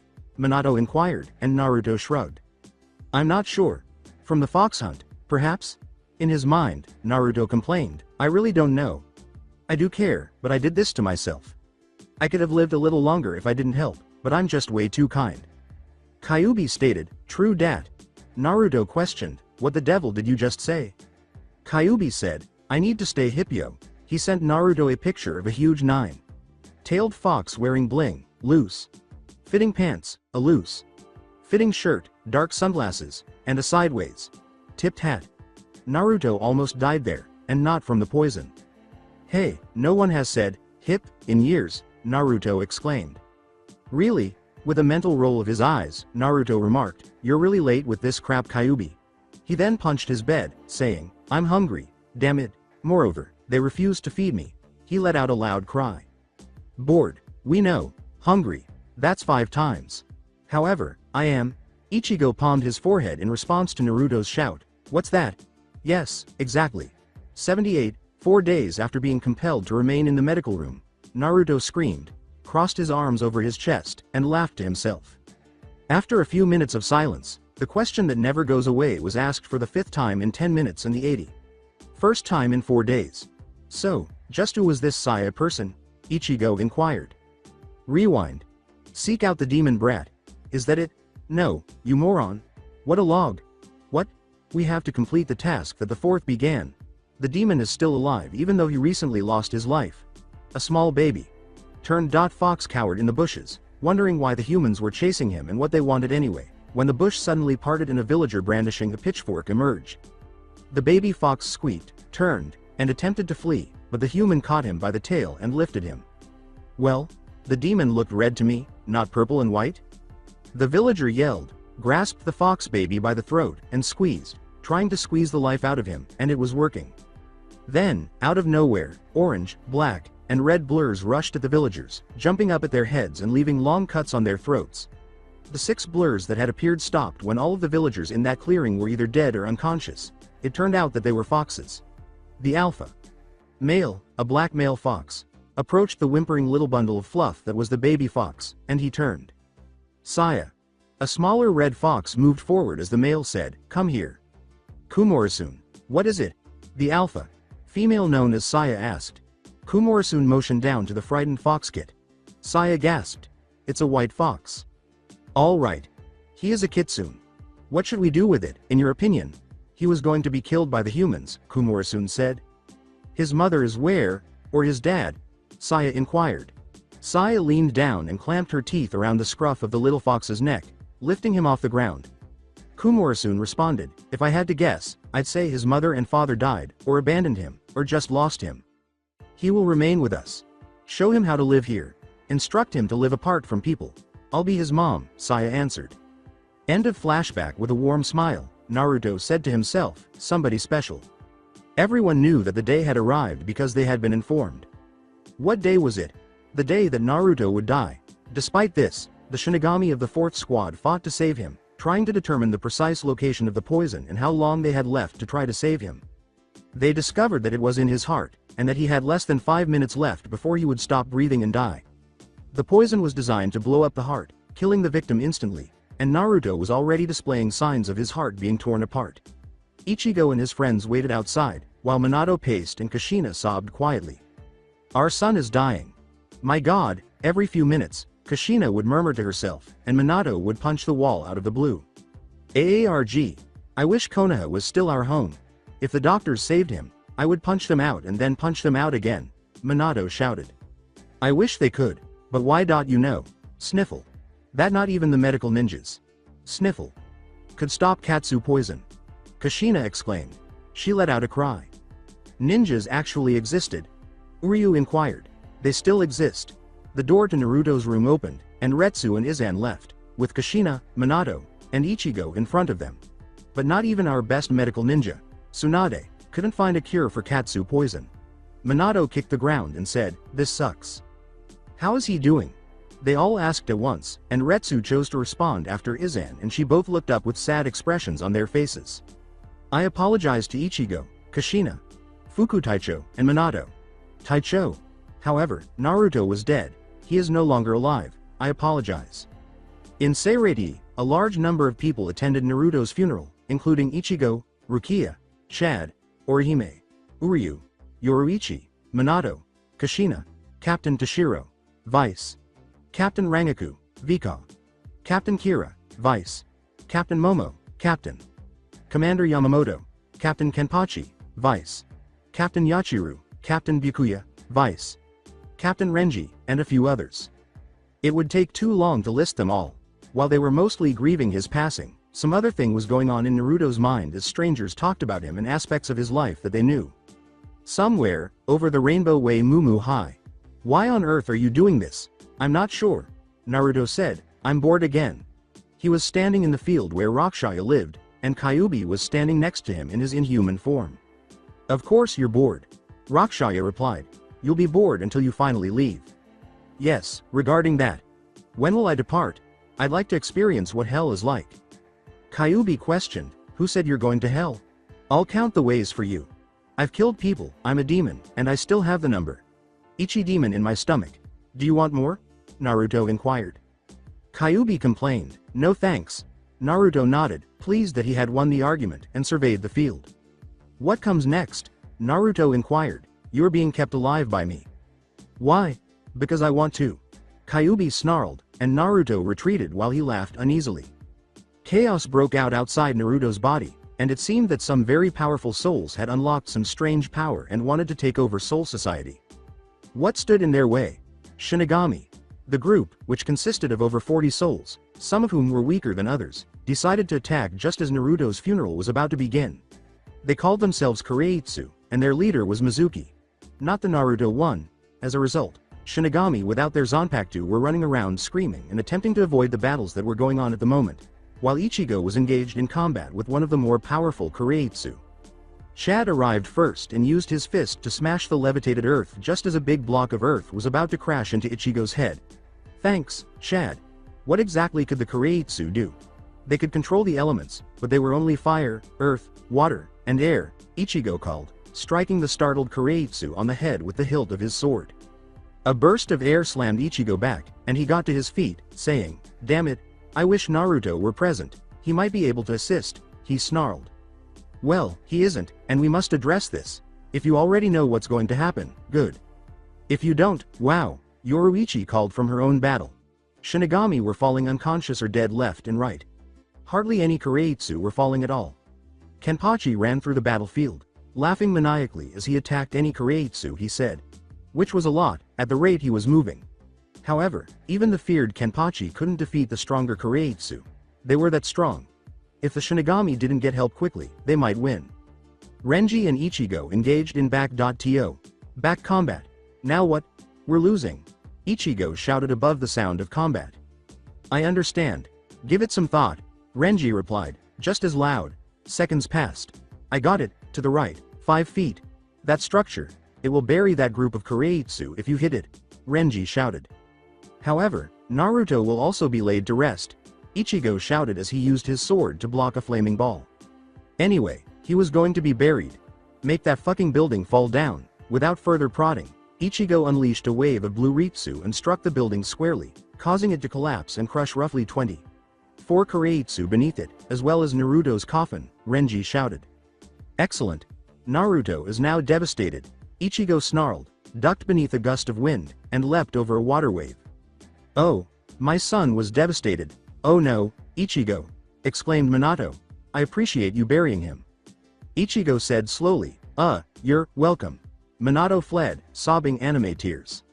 They had not even faced the king of fish yet, and they were already weakened by his inferior mackerels. What in the world were they to do when the bloody great whites attacked? The battle was on, and nobody knew what to do. The Kureitsu were winning. Girls, scream and run. The battle continued even after Ichigo's humorous moment. Ichigo screeched, already getting a head start. He was a dot on the horizon, his hands above his head, waving back and forth violently as he ran away, his scream a high-pitched siren on the frontier. This was made by me, Kyuubi. Kitsune, and not my little sister, Kitsune.242. What are you doing in the hell? Renji shouted. This? Ichigo turned and swung his blade downward, shouting, Getsuga Tensho. He yelled as the attack whipped from the blade. This attack took out another 10 Kureitsu. Ichigo charged back into battle. Seriously, Kyuubi. Kitsune. Fish. What the hell? We still aren't winning. After 15 more minutes, Ichigo called, they were losing. If this continued, they would lose. Abruptly, Ichigo, Minato, and Kushina, who had been fighting side by side, were pushed back against a building distant from the main fighting area. This had been Mizuki. My. All 3 of you are skilled combatants. I might use you as a threat in my scheme. As a result, you must perish, Mizuki declared, extending his open hand so that the 3 were facing the center of it. A massive burst of fire shot out of his hand, traveling straight at them at high speeds, giving the impression that they were about to perish. Ichigo said aloud, with a faint smile, I'll win the bet, Naruto. Then the ground started to rumble, and a black blur flew out of the pile of rubble that had collapsed over Naruto's casket, landing directly in front of the three and catching the blast of fire before flying into the building behind them, creating a huge hole in the building at their side. The four people who were separated from the main fighting group were in silence until a human hand with a red paw, like red power around it, grabbed the edge of the enormous hole, and its owner climbed into view, his other hand rubbing his head, his eyes closed, and his red tail swinging behind him. It turned out that he was encircled by a red bubbling power that had taken the shape of a fox with long ears and a long tail. Gosh, that hurt, said the boy. Ichigo muttered, "No way." Who are you? The boy pressed his thumb against his chest as Mizuki asked. I'm furious. So, you're angry? Mizuki inquired. With a look of horror and recognition on their faces, Minato and Kushina said, hell yeah. Naruto crouching low in the hole he had made in the wall, they were terrified to see him use this power because they now knew Naruto was their son. However, what is your real name? Mizuki inquired. You don't need to know that. Naruto responded, getting back up on his hands and feet, because in another 5 minutes, you'll be dead. Then, he blasted forward, colliding with an unwary Mizuki and dragging him down into a crater with him. As he tumbled into a somersault, he tucked his tail close to his body and, at the last second, he uncurled, wrapping his tail around a piece of earth that hung over the crater and pressing his hands and feet against the crater wall, resembling an opossum dangling from a tree limb. Naruto growled and bared his fangs, and Minato, Kushina, and Ichigo scrambled to the crater's edge. What are you doing? That's a better question, Mizuki inquired. I am a demon from Fox. You have no business knowing the rest of my description, Naruto retorted. Really? Naruto growled, and you might want to know, I'm going to kill you for attacking my parents and friends. A second tail started to form and wrapped around the protruding earth. Once more, it was getting harder to tell who was friend and who was foe. His initial response to this difficulty was to attack Ichigo and his parents, but he quickly decided to kill him first after seeing Mizuki again and his ugly mug. Naruto vanished, then reappeared in front of Mizuki, his arm reared back, and struck. The demon chakra surrounding Naruto's body darkened with each passing second. Oh, you probably don't like it when people you care about are killed?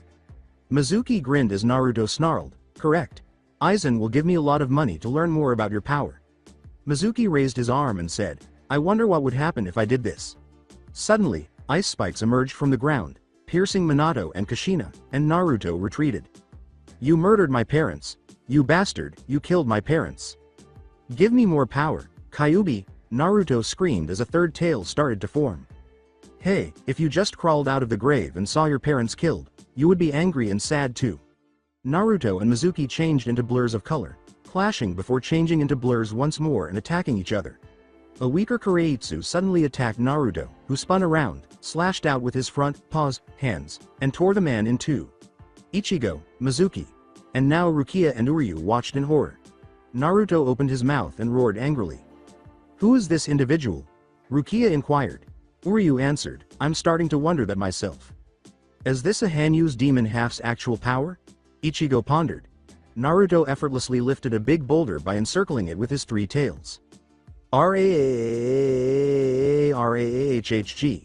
The group barely escaped in time as Naruto roared and threw the boulder at Mizuki.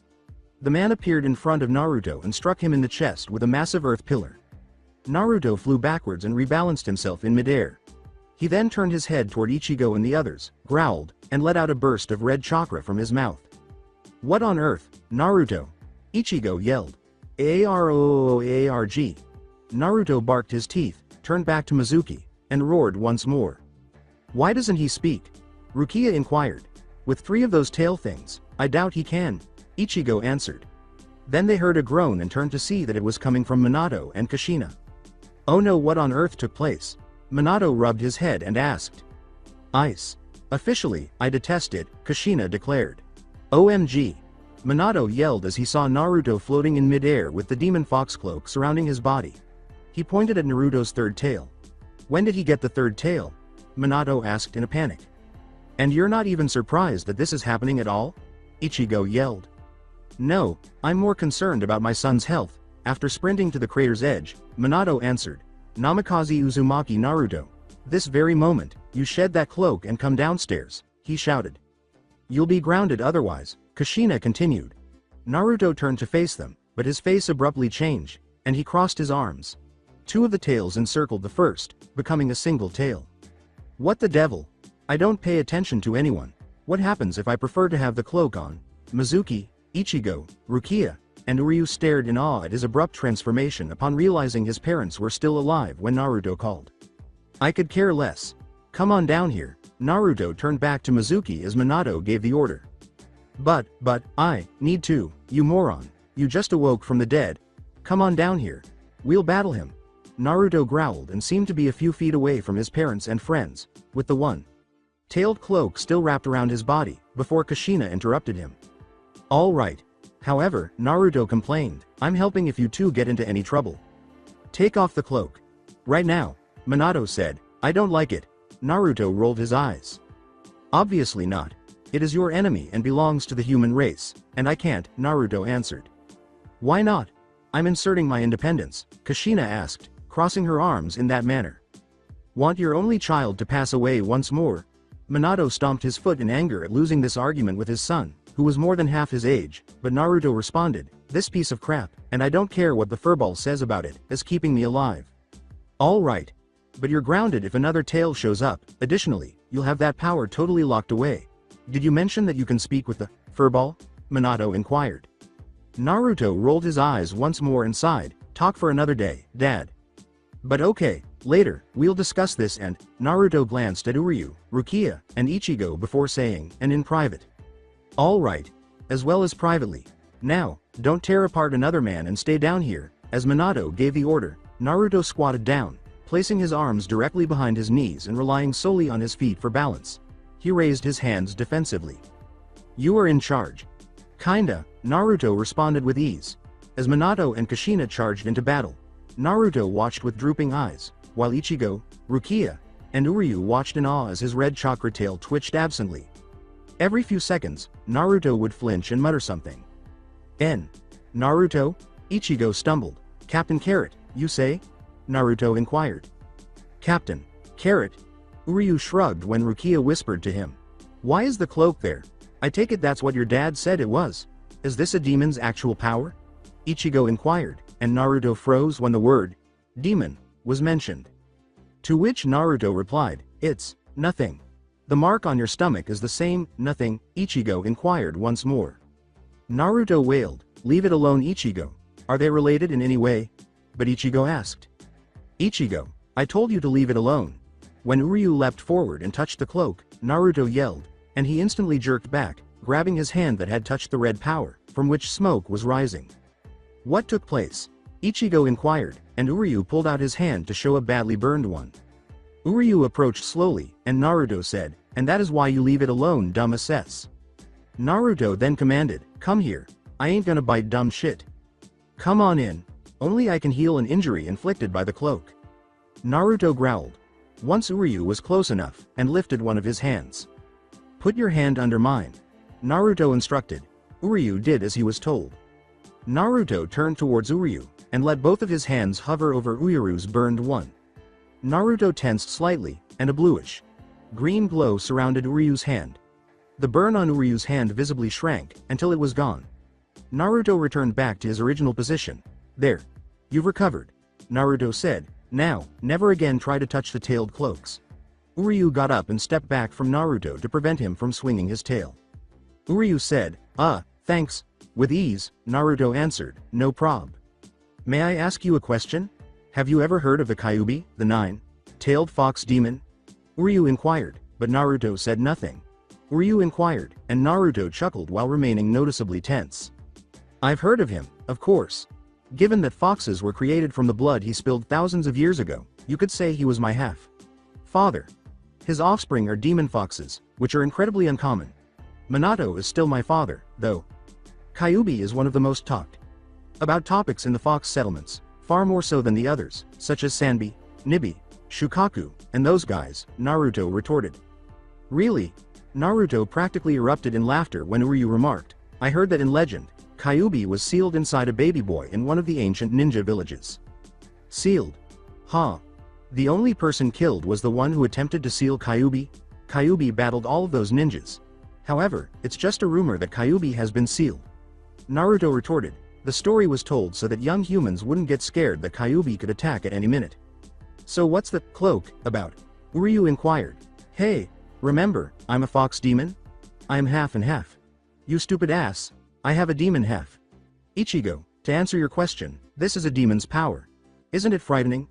I resist giving in to my demon side because of this.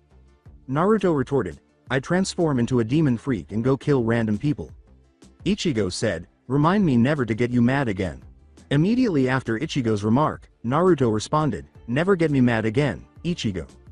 Later in life is what I meant, Ichigo shouted as the seconds passed. Ichigo, don't irritate me once more. Oh, and you are solely to blame, Naruto repressed a smile. What am I to blame? You are solely to blame, it is. Everything. You, fault, Naruto uttered, sadly shaking his head. What am I to blame? Ichigo inquired once more. Yes. Why is he at fault? Together, Uryu and Rukia posed the question. Ichigo, you are solely to blame. It's all your fault, Ichigo. It's all your fault. It's your fault. After 5 minutes of continuous chanting, Naruto abruptly stopped, saying, Hey Ichigo. It's all your fault. I am aware. I am solely to blame, Ichigo shouted, growing increasingly irritated with the blonde. Naruto flinched and appeared injured. Ichigo palmed his forehead and Naruto pretended to cry, saying, I was just going to say hi. Oh yeah, 79. Naruto laughed happily. Naruto soon stopped laughing, and yawned. Naruto yawned, after which he abruptly fell back and curled into a ball. He soon began to snore, and the cloak broke apart, vanishing into the sky. Ichigo trailed off, he said he needed that thing to stay alive, so does that mean, and the three leapt forward. Awaken, Naruto. They shouted and shook him repeatedly, but he remained motionless. Ichigo said, Hey Naruto. I have one more thing that might work. The ramen is on sale, however, one gets 100 for free. Ichigo shouted, and Naruto leapt to his feet, his eyes returning to normal. What? Out of my way. They stared in blankness as Naruto screamed and fled in any direction. They all said at once, he's okay. I discovered that the poison was still present in his heart after searching it. However, it appears to have been stopped by someone. Retsu declared, there is currently no risk of it killing him. Naruto leapt from the bed he was seated on. Yes, is it okay for me to return home? Did he ask? Izan immediately said, no. Naruto sat down again, tears streaming down his cheeks. Why, Newt? Naruto groaned. Retsu answered, because the poison is still in your heart. I could simply flee. I'll create a shadow clone first, then I'll fly to the portal gate thing and construct a rope ladder out the window. After that, I can. Minato abruptly interrupted Naruto's whispering and said, it's okay, you can let Naruto go back to Konoha. What? Everyone in the room asked at once. The poison has been stopped. Naruto is too resilient to perish. In any case, it won't matter where he is if the poison is still effective. Kushina responded, he would die no matter what world he's in. Naruto pumped his mini fist in gratitude to the gods for providing him with a wise and understanding mother. Besides, we can always check in with him. Naruto gazed at her and his father, then shrugged, as Kushina exclaimed joyfully. Kushina and Minato grinned broadly as Naruto answered, fine with me, as long as I can get the hell out of here. Well done. After that, you are free to depart whenever you like. Minato uttered those words, and Naruto leapt to his feet, swung Rakshaya onto his back, and threw his fist into the air. All right. Come on, folks, soon, classes will begin. With a shout, Naruto rushed out of the room, and the others followed, shaking their heads. Oh my god. Following his son and the others out of the room, Minato noted, he's only calm when he's dead or asleep. Are you certain you have everything? Naruto rolled his eyes and twitched his fox ears in response to Kushina's question. Naruto moaned, Mom, the only thing we came here with were our weapons. Really? You didn't bring any food? Minato inquired. Did he ask? Never needed it. Can we leave? Ichigo and Yoruichi nodded in response to Naruto's question. In any case, we probably shouldn't stay any longer. Returning to her feline form, Yoruichi stated, we really ought to be leaving. Many thanks. Naruto uttered those words as he turned and marched alone through the gate leading to the world of the living. Orihime remarked, he might get hit by one of those cleaner things. He won't, Ichigo answered, he'll just blow it up like the fool he is. Minato snarled, he'd better not. If he blows something up, I want to blow something up too. Ichigo shook his head, spun around, and dashed through the gate as Minato shouted joyfully and grinned mischievously. "I'll see you later." Orihime, Chad, Uryu, and Yoruichi hurried over when he called. "Can you please remind me why we didn't just go the safe route?" Ichigo shouted. "Because it's not enjoyable." Naruto ran up to Ichigo's side and answered. "That's not the reason. Each of us would need a hell butterfly to be safe. Those can only be handled by Shinigami." Yoruichi dialed. "It's still enjoyable." Ichigo gestured back at the enormous cleaner that was hurrying in their direction as Naruto yelled and flipped in midair while running. "How do you describe that as enjoyable?" Ichigo asked loudly, and Naruto glanced at him after turning back to the cleaner. "Because you just picture it as a lion and picture yourself as a mouse that it is pursuing. You then scream and flee. Like a little girl." Naruto screamed, flung his arms behind his head, and tore off at super speed. Uryu swore, "That kid is weird. He's at least trying to make the best of it," Yoruichi answered. As the cleaner's roar increased, the others accelerated, adopting Naruto's run. Like a girl. And scream. Like 1.2 tactic. They were hovering a few hundred feet above Karakura when the group suddenly burst out of the end of the long hall and looked down. Naruto was already falling, with his hands crossed behind his head as he fell on his back, and the others soon followed suit, but it seemed more like they were falling crazily and screaming, defiantly screaming, until they were ensnared in what appeared to be a huge blanket, which unfolded to reveal Urahara.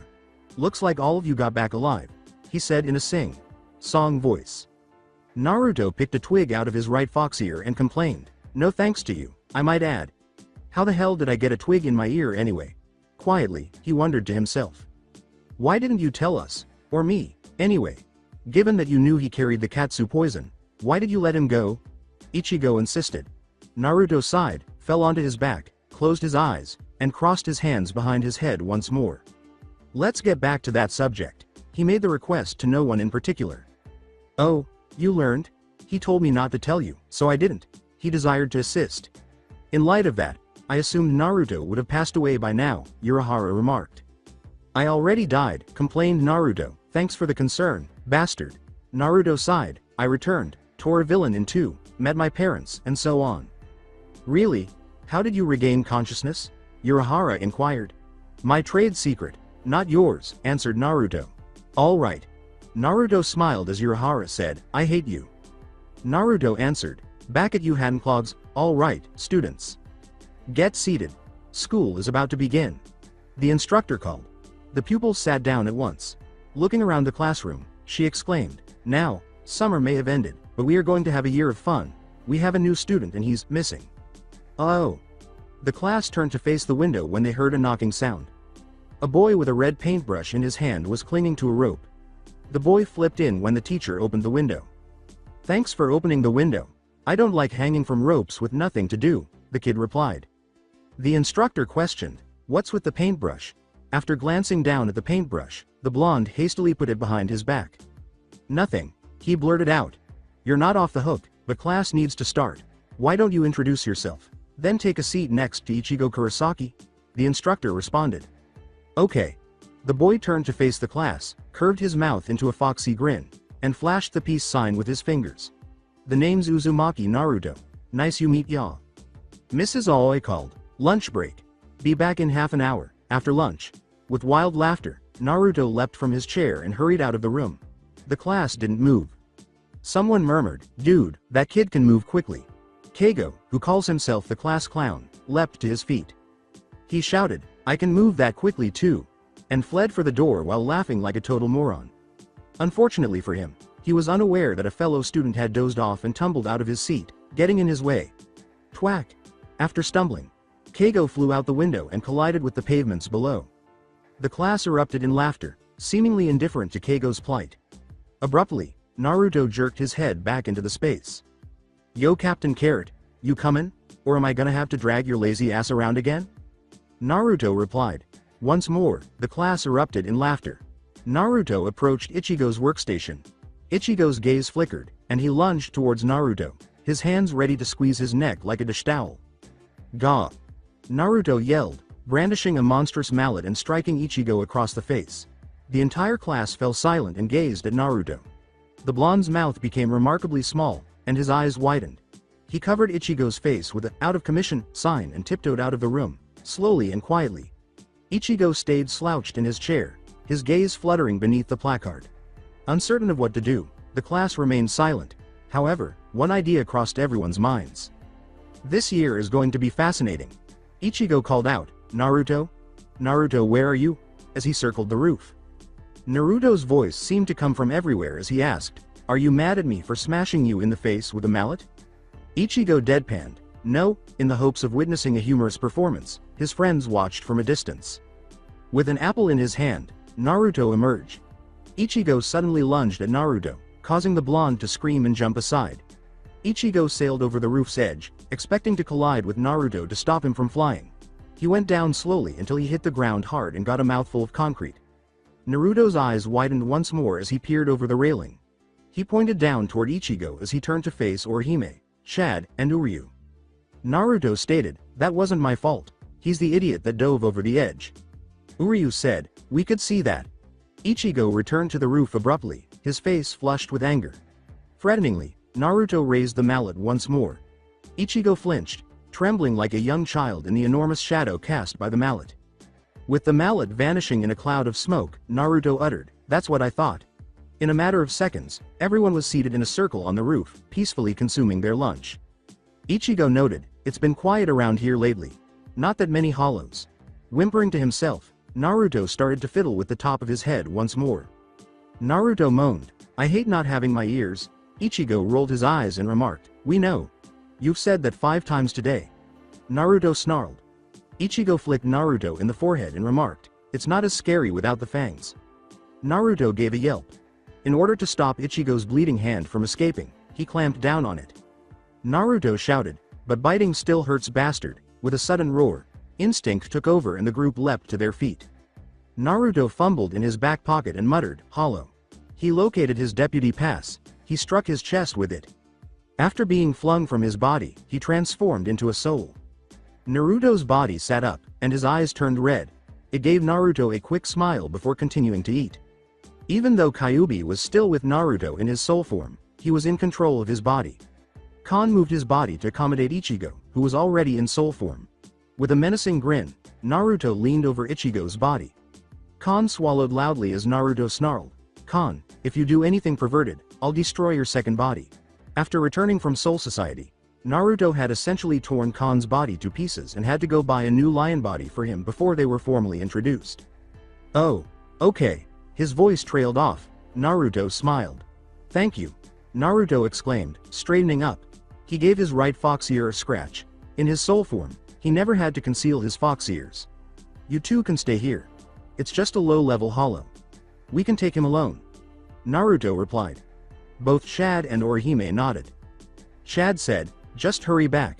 After giving a nod, Naruto leapt over the building's edge. As Naruto and Ichigo strolled through the streets following school, Naruto complained, that was boring. Ichigo laughed. He said, you just hate history, and math, and LA, and science. The only thing I like was the freaking rope climbing in PE, Naruto screamed. Ichigo answered, that's because you climbed the rope in 2 seconds. Naruto smiled. Naruto's eyes glinted dreamily as he said, hee hee. Yeah. Ichigo raised his head. Ichigo commanded, hey, we're home. Change. Isshin rushed out of Ichigo's house as the door suddenly flew open. He jumped up and down with excitement as he asked, did you get a new friend? Did ya? It's too late. Ichigo and Naruto shared a thought. Ichigo rolled his eyes and said, yes, Dad. I got a new friend. He started school here this year. Isshin gave Naruto a close inspection. He remarked, you look familiar. Ichigo and Naruto looked at each other like, oh, shit. Naruto responded coolly, a little alarmed that the lie came so easily. That might be because I was on the news a few days ago. My parents are famous for walking around the world, and using a giant hamster ball to walk across the water. They just left on a 2-year long trip around the world, and sent me here for school. Oh, I've heard of that. Do you have a place to stay? Isshin responded. Tragically, Naruto shook his head. My parents are geniuses with everything, but are really bad at making sure everything was taken care of. They gave me enough money to get here, but that was it, replied Naruto. Isshin exclaimed with joy, then you can stay with us. You'll be like the son I never had. Hey, exclaimed Ichigo, With a smile on his face, Isshin dashed back into the house, his arms flailing behind him. Naruto grinned. Naruto laughed and said, "I like your dad." Isshin called out from the kitchen, "Karen, can you go get Ichigo and Naruto?" Assuming that the little white fox had been claimed weeks prior, Karen inquired, "Naruto's back?" An unknown voice asked, "Back? When was I here to begin with?" Karen spun about. Behind her, a boy with blue eyes and blonde hair, wearing Ichigo's school uniform, stood with Ichigo beside him. Karen asked, assuming a defensive posture, "Who are you?" As he passed her with ease, the boy said, "Naruto, you said it yourself." As Ichigo followed the boy into the kitchen, he said, "Calm down, Karen." Ichigo and Naruto sat down at the table, and the family started eating. "Naruto, if you don't eat, you're just going to starve yourself," Ichigo replied. With his arms crossed, Naruto questioned, "What if I'm not hungry?" Ichigo held up a package of ramen while staring blankly at Naruto. Drooling, Naruto roared like a human. Animal hybrid and snatched Ichigo from his seat. With the ramen cup in his hand, Naruto was the first to get off the ground. He flipped it over. Naruto screamed, "Bastard! It's empty!" and kicked Ichigo in the head. The family started laughing until they were all on the ground, crying. Completely bewildered, Naruto stood in the center of the giggling crowd of people. What's so funny? Arrival of Konoha ninjas. Students, students, students. The teacher yelled. Immediately, the students in the room turned to the teacher and stopped talking. A few weeks had passed since classes resumed, and during that time, mayhem broke out. Naruto, also known as the elite prankster, had gained notoriety within the school. His work had been serious at times, fantastic at others, and downright ridiculous at others. As she began her new daily lesson on the rules of the school, the teacher kept looking at Naruto. The boy was smiling maniacally and moving around in his chair all the time. Although there was still a lot of talking and laughter in the other rooms, they didn't need to waste time discussing rules because they didn't have a certain Uzumaki Naruto in their class, so they left to talk. As the teacher's voice gradually grew louder and faster, Naruto kept grinning maniacally, until she reached her breaking point. The teacher shouted, "That's it, what did you do now?"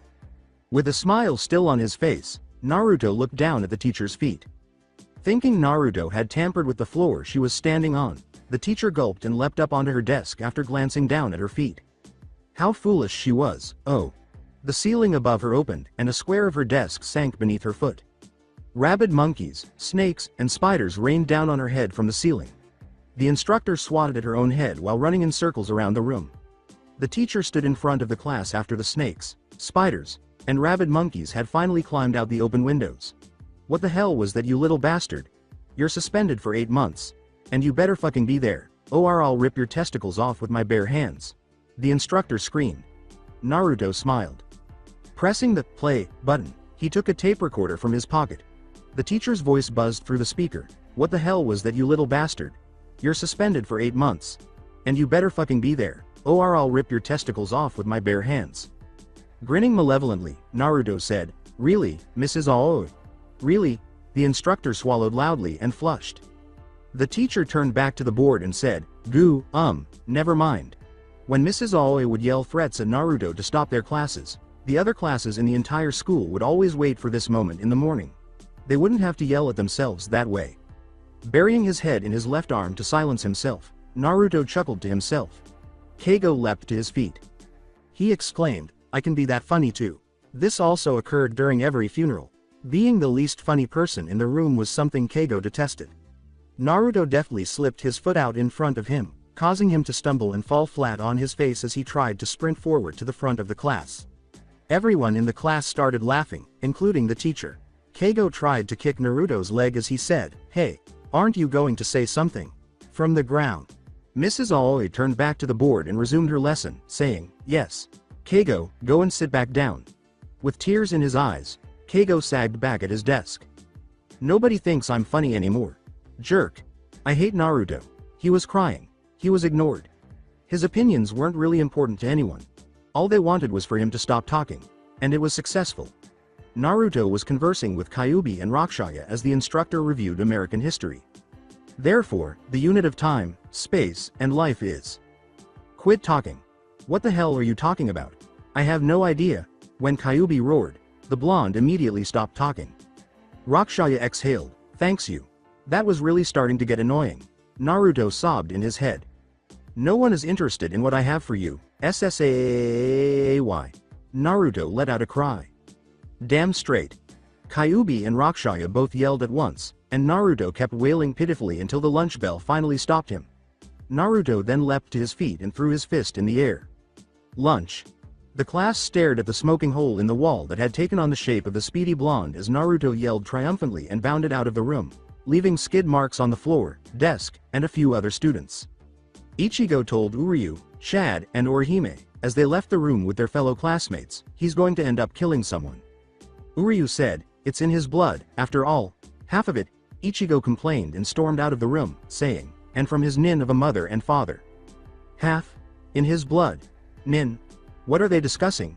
Anyhow, what is a nin? Tatsuki pondered inwardly. And I don't give a damn. This was Naruto's fifth shout. Ichigo responded, brandishing a piece of bread like a magic wand, but you will once you have to take a test on the history of America. Blah blah blah. I must recall that they won both world wars and that the first president was a man by the name of George Washington. All of that I already know. Even though I don't pay attention in class, I don't care, and don't worry about me failing a test, Naruto said, rolling his eyes. I pass crap in my own ways. Oh, I see. How? Ichigo inquired. Paying attention to Rakshaya. I can't get the guy out of my head, Naruto answered, emphasizing his point with a skull. Rakshaya growled in warning. Hey! Ichigo struck Naruto in the head, causing the blonde to yell in surprise, but Naruto ignored the sword's soul and continued to eat his 9th cup of ramen while complaining to himself. Oh, shut up. I'm going to destroy you all, Naruto shouted. Ichigo sighed, barely paying attention to what Naruto had to say. Yeah. As she was busy erasing the markings on the board, Tatsuki, who had volunteered to erase the blackboard during lunch because she had finished hers early, was sitting by herself in class. Pardon me, may I talk to you? She wore the school uniform, but she also exuded a strong aura that practically shouted, touch my ass, perverts, and your head will be gone. A girl her age asked, and Tatsuki examined her. A piece of metal on a red cloth rested on top of his head.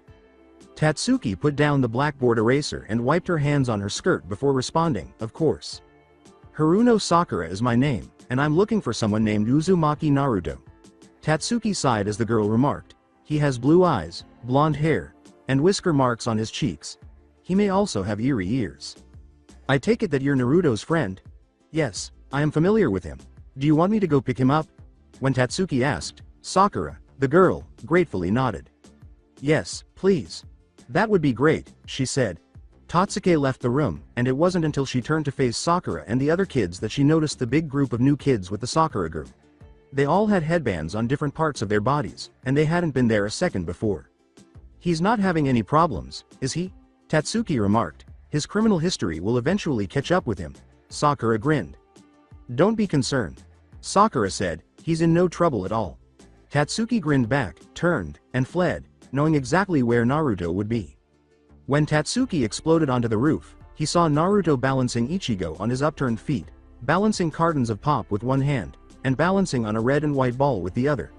Put me down, Snaggletooth, Ichigo shouted, and Tatsuki approached Naruto. Naruto? When Tatsuki said, there are some people looking for you, Naruto leapt to his feet and threw Ichigo headfirst onto the sidewalk. Are they school board members? Naruto inquired. Tatsuki answered, no, police? No, the government? No, a zoo? No, evil scientists who conduct experiments on rare, supposedly fake creatures? Naruto inquired. Oh, no? Tatsuki gave a perplexed response, and Naruto grinned. All right, then, Captain Carrot, I'll be back in a little while, Naruto said, waving to Ichigo. With a British accent and a solemn tone, Naruto concluded, if I'm not back in 5 minutes, send in the hounds. He then strode through the door and down the stairs. So they're in class? As he strolled alongside Tatsuki, Naruto inquired. Yes. Tatsuki answered, they said they just wanted to talk to you, and you weren't in trouble. Naruto exhaled in relief. All right. Because it's a very bad idea for me to get into trouble. Naruto complained. Tatsuki turned down another hall, giggling to herself. Naruto opened the door to their class and entered, shutting it behind him. Naruto glanced around and said, hey, I got a lie from the bitch. She pulled me away from a ball and a perfect cup of ramen. Naruto yelled. The freaking room was empty. Naruto opened the door and leaned out, looking at the room number. He leaned back in, closing the door behind him. Okay. Great, I'm in the right room. I was sucked by her. The bitch. Naruto snarled and turned to go, but then an elbow was thrust into his stomach, knocking the wind out of him. He flew back and was grabbed by two people, slammed into the ground, and was immediately pinned down with a person sitting on his chest. Hey, are you certain that this child is the right one? A boy who appeared to be partially dog complained. He doesn't have fox ears. A little dog was perched atop his head, and when it barked, it sounded more like a lion roaring. Akamaru is using transformation jutsu to make him smaller. Naruto opened his eyes. You fucking idiots, of course I don't, leave me alone. They smelled like Konoha ninja. So Naruto yelled, pretending to struggle to stand up. This is his appearance. A girl with pink hair answered, and what he sounded like. Naruto was still struggling. A child with blood-red hair, covered in the stench of sand, said, well, the kids heard us talking about the fox boy, so now, he either comes with us, or he dies. Naruto thought, Suna. If a child went missing, would they notice? A long-haired black boy with light lavender eyes and no pupils asked. A Hyuga. Naruto reconsidered. However, he may be familiar with the child we're looking for. A girl with long blonde hair suddenly approached the group. We're taking him with us, the girl with pink hair said. Kakashi. Sensei will know what to do with him. I was speaking with Kakashi. Sensei just now. The girl retorted, just kill him and hide the body. Ino, are you sure? A blonde girl named Ino nodded when a Hyuga girl asked. The Suna boy said, I'll do it. Sand instantly tightened around Naruto's throat and started to constrict. He gagged and his face turned blue. The majority of the group moved to the windows so they wouldn't have to watch the person they had come for start to die, and die fast, but then the room door opened and Ichigo, Orihime, Chad, and Uryu hurried in. Naruto. Why on earth are you doing this? Ichigo shouted, and Naruto ignored the fact that he was having trouble breathing as he looked up at him. Captain Carrot, hello. It's good you could arrive here at last. Whoa, it's falling. Naruto gasped. His slit pupils, fangs, and claws returned. Lastly, his ears appeared. I don't like choking, Naruto said, and transformed into his six-tailed fox form. The sand exploded, and Naruto lashed out with one of his hind feet, kicking the Suna boy in the chest. Ichigo, Orihime, Chad, Uryu. Leave this place. I'm capable of handling this on my own, Naruto shouted. Not at all. Ichigo screamed and rushed into the battle, using the hand combat techniques he had learned from Naruto right away. He was actually holding his own against the expert ninja. Naruto poofed into a snake, wrapped around the Hyuga girl's legs, causing her to trip. Naruto changed into his human form, keeping his fox ears in place, and lashed out, sending the dog boy flying out the window. The girl then drew a kunai and attacked, cutting Naruto's right arm deeply before it went limp. Human bitch, I suppose the fox hunt is still going on. Naruto growled, making the girl freeze. Naruto then proceeded to kick her out the window. Naruto inspected his right arm. His entire forearm was cut, and blood spilled from the wound. That controlled his hand had been cut, making his entire hand go numb. Naruto grinned, and swung his arm like a club, smashing it into the head of the Hyuga boy. He gripped his head, and fell backwards out the window. That was it. Once they fell out the window, they didn't come back up. Naruto turned to Ichigo while ducking under a punch. Ichigo. Throw them out the window, Naruto called. Will they be harmed by that? Ichigo shouted. They're ninjas. They're taught that a short fall like that won't hurt them. Naruto kicked another out the window in response. All right, then, Ichigo yelled, snatched up a chair, and smashed it into the back of one of the ninja, sending it flying out the window. By this point, there was only one ninja left, and Naruto and Ichigo were standing next to each other. Naruto turned to face Ichigo and waved his head at the other ninja, which was that girl with the pink hair. Ichigo nodded. Why in the world have you come here before I throw you out the window? Naruto inquired. For you.